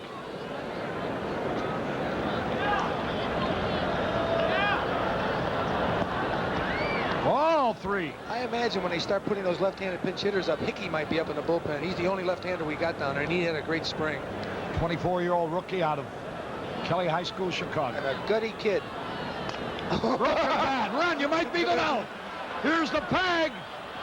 Save! He had to get away from the bat, Harry. He had to run away from the bat. Carney Lansford didn't show me anything. No He should have just let the bat hit him in the teeth, pick the ball up and throw him out. He really started back. Now watch, this bat is broken right in his hand, in the barrel of the bat. Now watch where it goes. Look at this. Look at this now. Here goes the barrel of the bat. Lansford can't get away from it. And now he comes up a little bit. Yeah, look, he got the handle in his hand. Now watch this. Run, don't look. Oh, you can't see it. Now watch, he has to throw it. When he does, he takes the first baseman off the bag. There's the bunt by Bernazard. Let's foul. have a good bunt. 1 strike to nothing. This is WGN Television 9, Chicago, America's #1 sports station. How about a hit and run right here, Harry? There you're going to look. If you know the entertainer Bobby Shart, doesn't he look exactly like him? I don't know Bobby Shart. Bobby Shart, well, he's one of the outstanding piano. I know that I know one thing about this young man. He is put together. He's strong, and he can hit balls out of the ballpark. He's a strong switch hitter. When you go to Carlisle Hotel in New York, go here, Bobby Shart. He's out of Decatur, Illinois, and of course he's one of a world-renowned pianist and singer. I hope he's listening. We get a run for him. I don't know if they get us in New York. Listen, 46 states, Harry. Is New York a state? Here it is. Hey, base hit into the corner. A runner around second, racing for third. Bernazard will hold at first. The White Sox with runners at first and third and nobody out. Holy cow! Boy, Harry, like I've always told you, Jimmy, the big possums walk late. Okay. Now, they didn't have the runner going on this, but watch how he hits this pitch. This little guy ripped it. But great fielding here by Evans now. Keeps the runner from going to second. He's played out there many years. Morrison's going to third, but he holds up at first very wisely. Look at that arm. Here's Greg Pryor now, who replaced Bill Ullman at shortstop. Harry, this is exciting White Sox baseball. On WGN, well, we've been Channel telling 9. them the White Sox are your kind of team. There's a runner out first. The throw through, off the second baseman's legs. A run will score. Tony Bernazard had stopped because he knew he'd be a dead out to enable the runner at third possibly to score. But Morrison had not broken right away. Here's the play they had worked. They did it in spring training. The guy on first base deliberately stops. They throw through, but he's supposed to go as soon as they throw, but for some reason, Morrison didn't go. Now watch this. It's a bad throw right here. Good thing. It bounces away. They had fouled this play up. Now the Red Sox, who looked terrible all day, continue to look terrible. The error will go to Allenson on the throw. Boy, that's a big run. Now a bunt right here. Oh, come on. Get out in front and bunt that ball. He was bunting for a hit. I don't want to hit right here. I want to get the runner over. Well, did you notice he's getting a running start as he bunted? The way he runs, he'd have to get a taxi. At least a bicycle. Get out there and bunt the ball. I don't think he really wants to bunt. Pryor, for some reason, Harry, does not like to bunt, and he's a good bunter. See, when he looks down what there... What do you think Billy Martin would do about that? He wouldn't play. It'd be El Gono. Pryor can do anything he wants with that bat. There's a good bunt. That'll way to lay it down. That's it. And he's out at first with 2 strikes. He bunted. Had he bunted foul, he'd have been out. But he bunted perfectly, and he accomplishes his job. What happened, Harry, on that play, now he gets a breaking ball, which is the easiest ball in baseball to bunt. And he bunted on the end of the bat. He didn't, see, they didn't expect it, so he could bunt it anywhere, which he did. Here's Ron LaFleur, a big star in this game. How about a squeeze? How about a squeeze? Runner at third base, 1 out. 4-2 White Sox. LaFleur will dump one over that infield. The pitch. There's a man scoring. It was a foul tip. It ticked his bat. Oh, we could use this run, boy, with that infield in. They're right on top of us on both sides of that infield. And LaFleur, who hits the ball sharply to right, can get himself a base hit right now. And the way their infield playing, they're liable to kick it from here to the outfield. LaFleur contributed a big base hit in that 8th inning. They say they replaced Burleson, and they replaced nobody. The pitch. Low. A ball and a strike, 1 out. You know, runner at third. Harry, LaFleur has a good eye because he doesn't try to hit that ball hard, does he? He looks it over and he just tries to wrist balls. He doesn't swing with his body.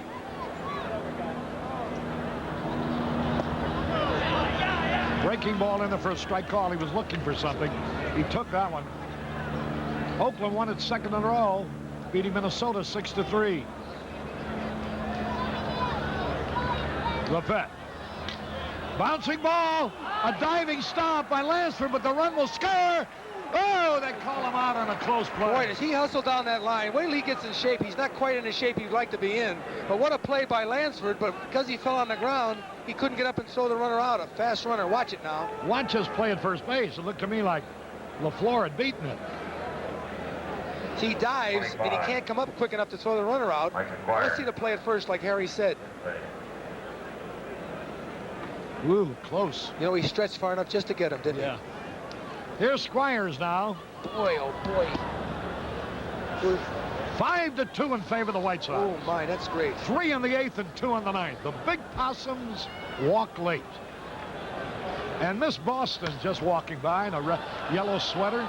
There's not many Miss Bostons in this town. Well, maybe that's Miss Greater Boston. She's about 11 and a half. This town makes you want to move. A high pop fly center field. Should be an easy out. Rick Miller has it. That's a first put out in the outfield for the Red Sox.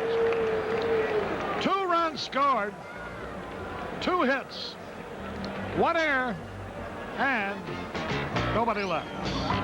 We go to the bottom of the 9th. The good guys 5, the Red Sox 2.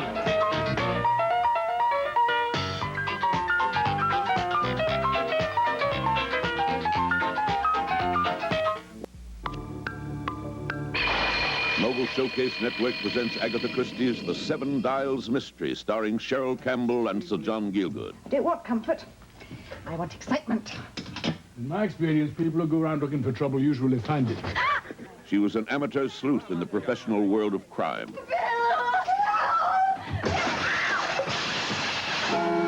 Don't miss Mobile Showcase Network's The 7 Dials Mystery, hosted by Peter Ustinov.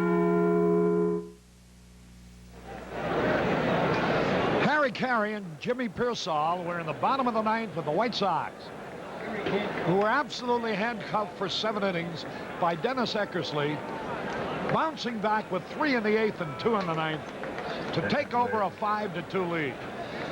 Gary Hancock is going to bat here now. Hancock was at Pawtucket last year at 241 and then came to Boston and hit 287 with 46 games with 4 home runs. Wearing a good number, Harry. Number 37 in your scorecard, number 1 in your heart. The number that Jimmy Pearsall made famous. You know, Harry, they never retired that number. They just buried it. 1 ball, no strikes. Gary Hancock, a good left-hand hitter. Uh-oh. Ball 2. 3 runs in Fenway Park don't mean anything, Harry. You've got to get the runners out. Kevin Hickey's out in the bullpen along with Ed Farmer. Get a strike, kid. Lamar White ready. Strike. Right in there.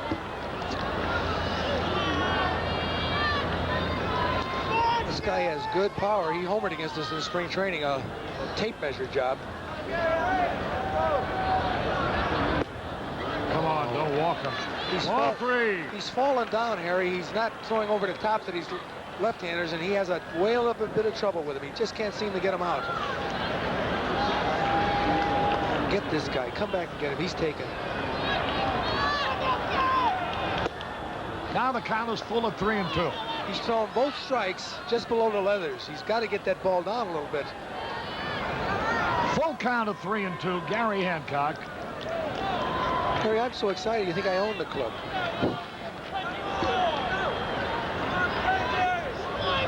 Fouled back. Hancock from Tampa, Florida. Now makes his home in Brandon. Squires is guarding the line, playing deep. He knocked that ball down. Hoyt is going to have to get over there in a hurry because this guy can run too. Has good power too. 3-2 pitch. Oh. Walked in. Ball 4. Oh, the Cardinals sin. Walking and diving. Here's Gary Allenson. He homered. Get Farmer. In the 7th. Get Farmer in here. The Red Sox with 3 errors. Bernazard in to talk to Hoyt. Probably right now they want to know who's going to cover second base in case the ball's hit back to him. A good idea. You got to make sure of one. Pryor at shortstop. This is a good double play man for Hoyt right here. I don't care if he hit 2 home runs today. He struck out his first 2 times against Britt Burns and then homered the next time. Now he's up there with a runner at first.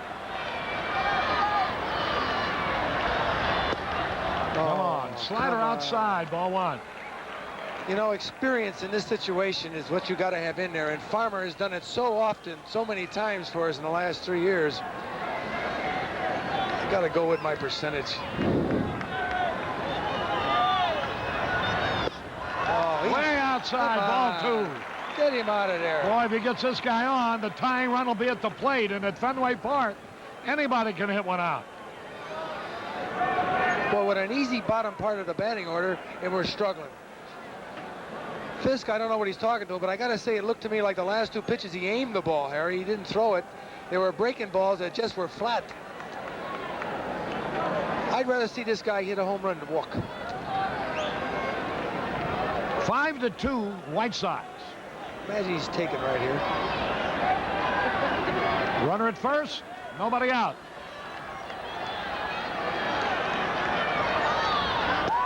Strike call. 2 balls and a strike. Gary Allenson looking at the third base coach. Nice to have a guy like Fisk. The pitching coach doesn't have to go out to tell him. He knows what he's doing wrong. He can go out and tell him. 2 balls and a strike. Double play. Strike 2. Boy, that's a big pitch. We needed that one. Boy, he's throwing the ball hard. Fisk told him something. Baltimore knocked off Kansas City 5-3. Oakland over Minnesota 6-3. In other games today. 2-2 pitch. Yeah. Struck him out, swinging. Big out. Tell you one thing. That's a 4th strikeout for Hoyt. And the 3rd strikeout for Allison today, despite the fact he hit a home run. So the White Sox pitchers have struck out 12 Boston batters. The outfield in this situation, Harry, can still play regular. They don't have to worry about playing deep to keep the tying run off of second base. It's the next hitter. Miller, who is a punch hitter, you don't want to play him deep. He hits a lot of balls shallow to left center. Lamar Hoyt. Boy, make sure of 1. The pitch. Strike, a good fastball. Squires is not holding the runner on. He comes up behind him and then he runs back, plays deep. He wants to knock that ball down if he can. The White Sox have a 3-run lead here in the 9th. 1 away. My bypass isn't working. Here now, time is called. Somebody threw a rubber ball on the field. No, it looked like a tomato. This is the way the Red Sox are playing, like rotten tomatoes today. 1 strike to nothing. Don't make him mad. I ain't making anybody mad, Harry. That's just the way they're playing. Now ready. A little bit high. That evens the count. A ball and a strike. Boy, that's a key man up there. Come on, young man. Just throw the ball hard. This guy is not that good a hitter. If he gets a base hit, okay, but try to keep it down. Shaking his head now, but he's upset with himself. Rick Miller. Make sure maybe a double play. No, it's too slow. Whoa! Burners on. Took his eyes off the ball. He realized it was too slow to get a force out. He was going to throw to first base, and he dropped it. Harry, what he did, watch this ball bounce high. Barnazar, watch him look at the runner coming down now, Harry. Watch this. Here comes the ball. He'll watch the runner at first base. See? He doesn't get control of the ball, and by making sure the ball was in his glove first and then look, he'd have had it. But he has trouble, you know. A lot of balls he catches look like an ice cream cone. And here's the guy who started the scoring in this game with a home run on Britt Burns in the 5th. Boy, there's 5 errors in this ball game, 2 by Chicago and 3 by Boston. Looked like we didn't have any spring training. That's opening day jitters. Here's Evans now, and you got to be careful here. Curve strike on the outside corner. Rusty Kuntz in straightaway center. And Baines has got to be awful careful. He's got great power to right center field, and he hits it a mile. The pitch on the way. Swung, and he missed. Boy, do you think he was swinging for it or not? But he wouldn't hit that pitch, Harry, if he stayed there all night. That's a slow curveball that exploded. But you can see him twisting his body trying to pull with that green wall stroke. He doesn't have to hit it too hard either because it goes up there easy. Let's see if he pitched him outside a bad pitch or ways. Make him swing at a bad pitch. High pop foul might be playable. It is. Squires under the ball. Makes the catch. 2 gone. You know, here comes a pretty good hitter up here. You got to be awful careful of this young man. He hit .321 for the Red Sox. Almost got the Rookie of the Year. Never a dull moment. Boy, like I say, the White Sox, the 1981 White Sox, believe you me, your kind of team. Eddie Einhorn was always a fan. Now he's an owner, boy, and it gets a little bit hairy. Look at him. You think he's not a fan now just because he's the owner? His hair is getting gray already. I like to get his blood pressure right now. Now play deep, everybody. Dave Stapleton. Care of a beauty. Boy, he's tough on right-handers. He's not quite as tough as Eckersley, but he's tough. 1 strike to nothing. He has fanned 4 men in 2 1/3 innings of relief. Well, they can tag any bag in the infield right now on this ball.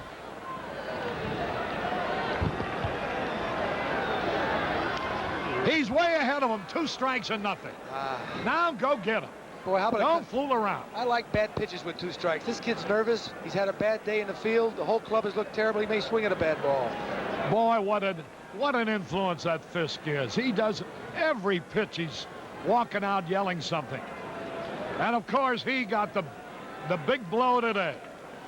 That's worth $700,000. He ought to renegotiate his contract. Oh, I didn't say that, Ed. 2 strikes and nothing. Strikeout. Watch it. Yeah. Oh, why didn't you give us one? Could have given it to him. Didn't give us one all day, Springstead, you homer. 2 strikes and a ball. 5-2 White Sox. Boy, your hair has gotten grayer today, Harry. Hey, there's a look at La Russa. Is he missing a finger? I think he chewed one off. Watch it, big pitch. Line drive, base hit, just cleared the shortstop's head. The throw towards the plate cut off. Harry, almost disaster out in that outfield. With the tying run running, LaFleur charged that ball one-handed. If it got by him, it would have been a triple. Look who's up there now. Joe Rudy. Rudy has had a funny day. He walked, he lined the left, he lined the right, and he struck out. He may be overdue, so I don't know what Tony's going to talk to Hoyt about. He may bring in Farmer right here. It's 5-3 now, with runners at first and second representing the tying runs. The batter will be the winning run. Tony La Russa talking. Ed Farmer's in the bullpen, along with Kevin Hickey. Hickey is the left-hander. And it will be Ed Farmer coming in. No, yes, it is. There goes Lamar Hoyt off. If it ain't Ed Farmer, Harry, I'm jumping out the booth. I thought for a minute that Hoyt was going to stay in, but now he did a good job. He thought he did. 1 2/3 innings, allowed only 1 hit. The error killed him. The error, the run is unearned. And Farmer now will be facing a guy he knows, but likewise, Rudy will be facing a guy he knows. Ed Farmer had a fine year last year. Farmer is 6'5", 212 pounds, 31 years old. He lives in Santa Monica, California, originally from Evergreen Park, Illinois. Last year, he was 7-9. He had a great start winning. I think he had something like 6-0, finished with 30 saves with an ERA of 3.33. Was in 64 games, pitched 100 innings, which is a lot of innings for a relief pitcher. Gave up 92 hits, 56 bases on balls, and he struck out 54. Farmer did not have a great spring, but his last outing against Pittsburgh, he had good stuff. He threw hard. And the one thing about Ed now is the secret to his success has been a breaking ball. A slow curveball that he gets over to both left-handers and right-handers because they can't look for that. They can't guess that pitch. If he throws him a fastball, he throws it by him. His fastball is generally about 91 or 2 plus. So Harry, he's used to this situation. He's got runners on first and second. We lead 5-3, 2 outs, bottom of the 9th inning, and that wall is right on top of him. The first 4 pitches he's warmed up with have been balls and nowhere near the strike zone. Burns started this ball game and did a whale of a job, Harry. He went 6.5 innings. Well, he kept us in the ball game until we could score some runs. Now it's up to Ed Farmer. Lamar Hoyt is a pitcher of record. We'd have been home. We'd be celebrating already. But the unfortunate error on a very easy chance that kept this inning alive. So hold everything. Go get him, Harry. Boy, Joe Rudy, the batter. Baines is 380 feet away in right field.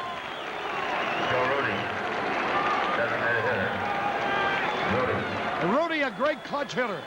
I'm not telling you that to scare us, to scare you, but just to report the fact. You know, Harry, he's a gamer, as they call him. The reason you say that, his lifetime batting average is only 265, but he's always been a threat.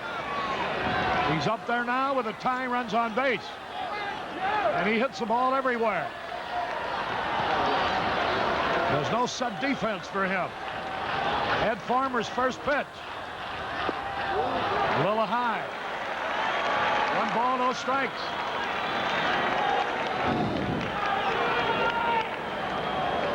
Farmer, like Britt Burns, didn't have a very good spring, but you saw what Britt Burns did when it really counted.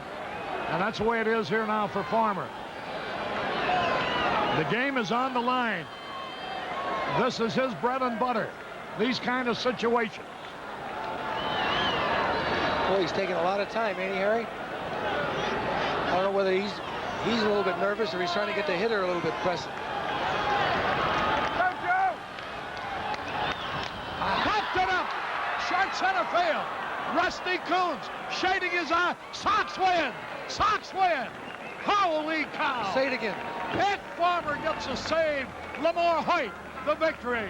And what a ball game this one was to win for the New Deal Chicago White Sox. The final 5-3 as Rudy popped to Coons. 1 run unearned. 1 hit. 1 error. 2 left. And the White Sox, of these 2 teams, the White Sox are the only one who has a chance to win all the games to be played this season.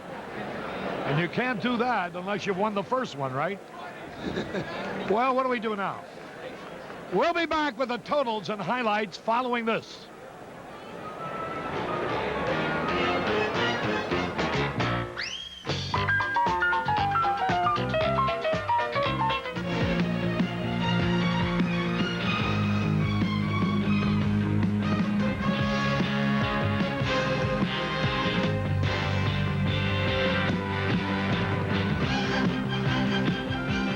Chicago Cubs baseball fever tomorrow afternoon at 1:15 as the Chicago Cubs take on the New York Mets in explosive National League action.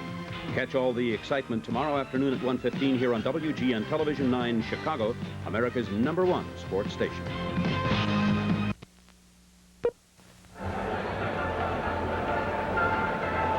Holy cow, what a ball game to start the season with.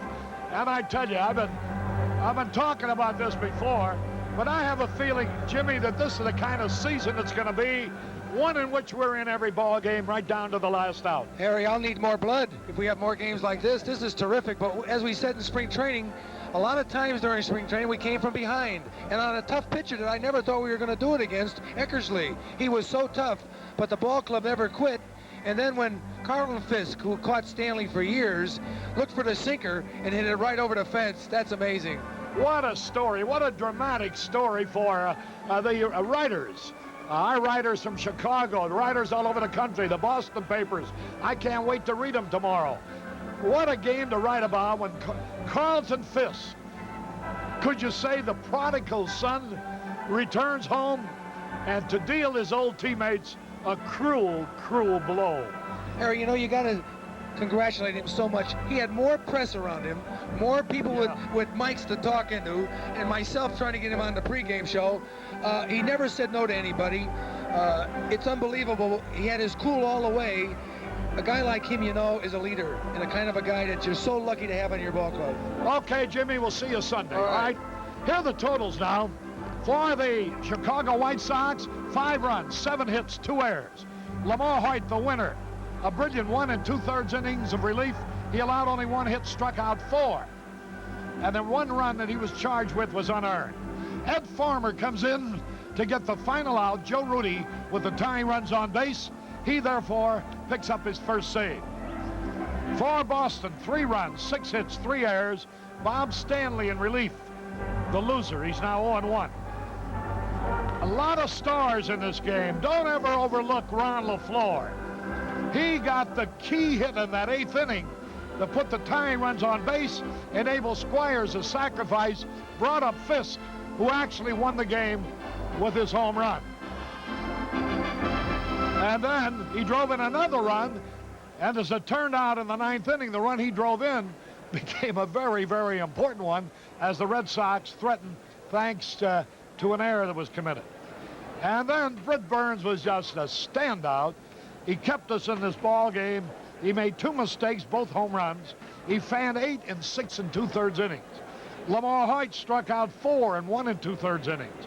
So there's a total of 12 Red Sox batters that the White Sox pitchers fanned. Well, that's it. A thrilling ball game. I know you must have enjoyed it, especially if you're a White Sox fan. And Chicago wins it on Carlton Fisk dramatic home run, 5-3. We'll be with you next on radio only Sunday. Our next telecast will be next Friday afternoon when the White Sox entertain Boston at Comiskey Park. Now this is Harry Caray with Jimmy Pearsall and Joe McConnell wishing you all a very pleasant good evening from Fenway Park in Boston, where the White Sox knocked off Boston by the score of 5-3. See you Sunday radio only. So long, everybody. Our next televised game will be between the White Sox and Boston next Friday, April the 17th at 1 o'clock. Our participating advertisers in today's game were Anheuser-Busch, St. Louis, Brewers of Michelob. Put a little weekend in your week. True Value Hardware Stores. True Value, more than just a name, it's our way of doing business. Zenith and your Zenith dealers who are moving television into the future. This telecast was produced by White Sox Director of Broadcasting, Laureen Fadil. Produced by Dick Flanders of Channel 9. Our assistant director, our good friend Joe Cornejo. Our sports editor, Jack Rosenberg. This has been a WGN Television 9 sports presentation.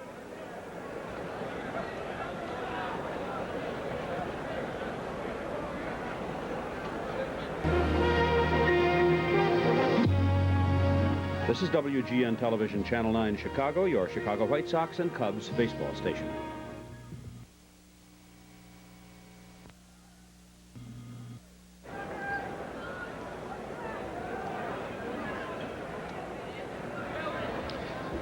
Harry Caray back at Fenway Park with the 10th inning show, and our guest is Eddie Einhorn, the president of the Chicago White Sox.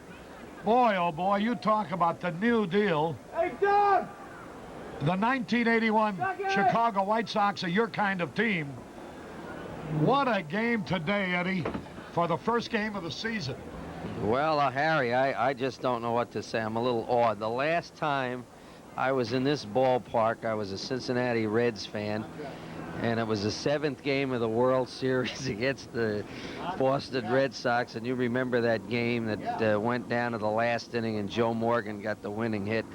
I don't know, that atmosphere seemed to be here today for me, and we couldn't have written it any better when Carlton Fisk came up there in the clutch with 2 on, down 2-0, and put it into the screen and made it 3-2. What can you say? There's only one thing I can't say. There's 161 more of these left. And, and if I'm around for the end of it, baby, I'm going to have to learn how to slow down. Where's Jerry Reinsdorf today? Well, he's back in Chicago, I and guess I'm sure he's watched this one, and holy cow. I wonder how his heart is beating right now. Oh, boy. Well, it's a Well, great like yours. thrill for both of us because you look out on the field, and even though we had a few things we didn't like, I think with this team we can be competitive with anybody, and that's the name of the game. I don't know if we're going to win or we're going to lose, but we're not going to be disgraced at any time because we're always a threat. The pitching is good, and I like our chances against anybody. If we just go out there and give it what we did today, that took the winning attitude. And as you said, don't overlook Ron LaFleur. Oh, that was the key hit in that inning as far as I'm concerned. That's right. Of course, though, the big blow, Carlton Fisk, that's what you and Jerry signed him up to do. And little did you dream that he would pay such a big dividend so soon. Hey, Jerry, I think that's worth another trip back to La Jolla. We'll have Peking duck again for the third time. That's an inside joke, friends. Maybe you read David Israel's column on how Jerry Reinsdorf and Eddie Einhorn kept going to the same restaurant as they were trying to talk Jerry Kapstein and Carlton Fisk into signing with the White Sox. You know, I must say this. Greg Luzinski didn't have a good day. He struck out 3 times and popped out. But that's the kind of team this is going to be because tomorrow he might be the guy who takes charge and wins it for us. And that's what I like about this team. Now we finally have a group where we have take charge individuals. And when one doesn't do it, another one can and win it for us. You know, here's a funny thing. I talked to Ed Farmer my last day, last Sunday in Sarasota before I get back here. And he said to me, I'm going to tell you what I'm going to do. I'm going up to Boston. I'm going to save the first 2 games for you. Well, he's half right. He's halfway there. We're talking with Eddie Einhorn, the president of the Chicago White Sox. Be back for more following this message. Is looking at you, kid. Bogey lives again. Late night Saturdays on Here's Looking at You, Kid Theater.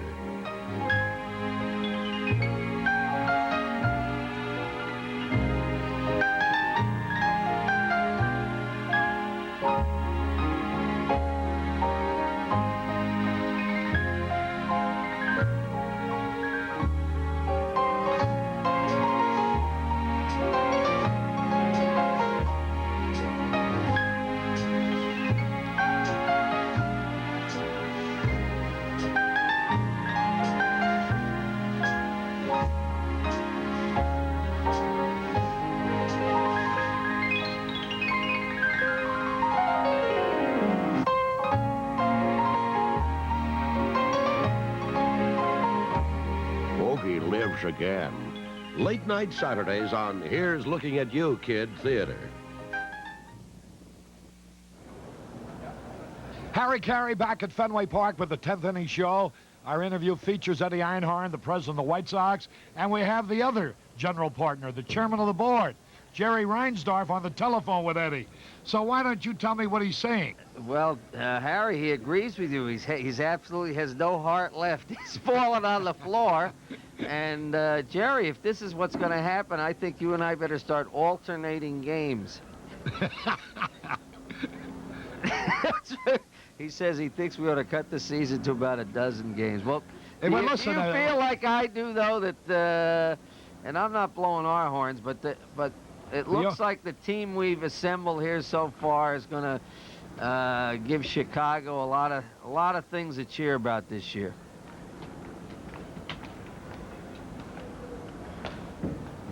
I wish you could hear Jerry Reinsdorf, but Eddie will relay. That's right. He says that the fact that all that time in San Diego and at Carlos Murphy's restaurant could pay off in the very first game is a tribute, and I think it just puts more pressure on the management, namely Jerry and I, to get out there and try to continue to bring the best players and the best spirit to the city of Chicago.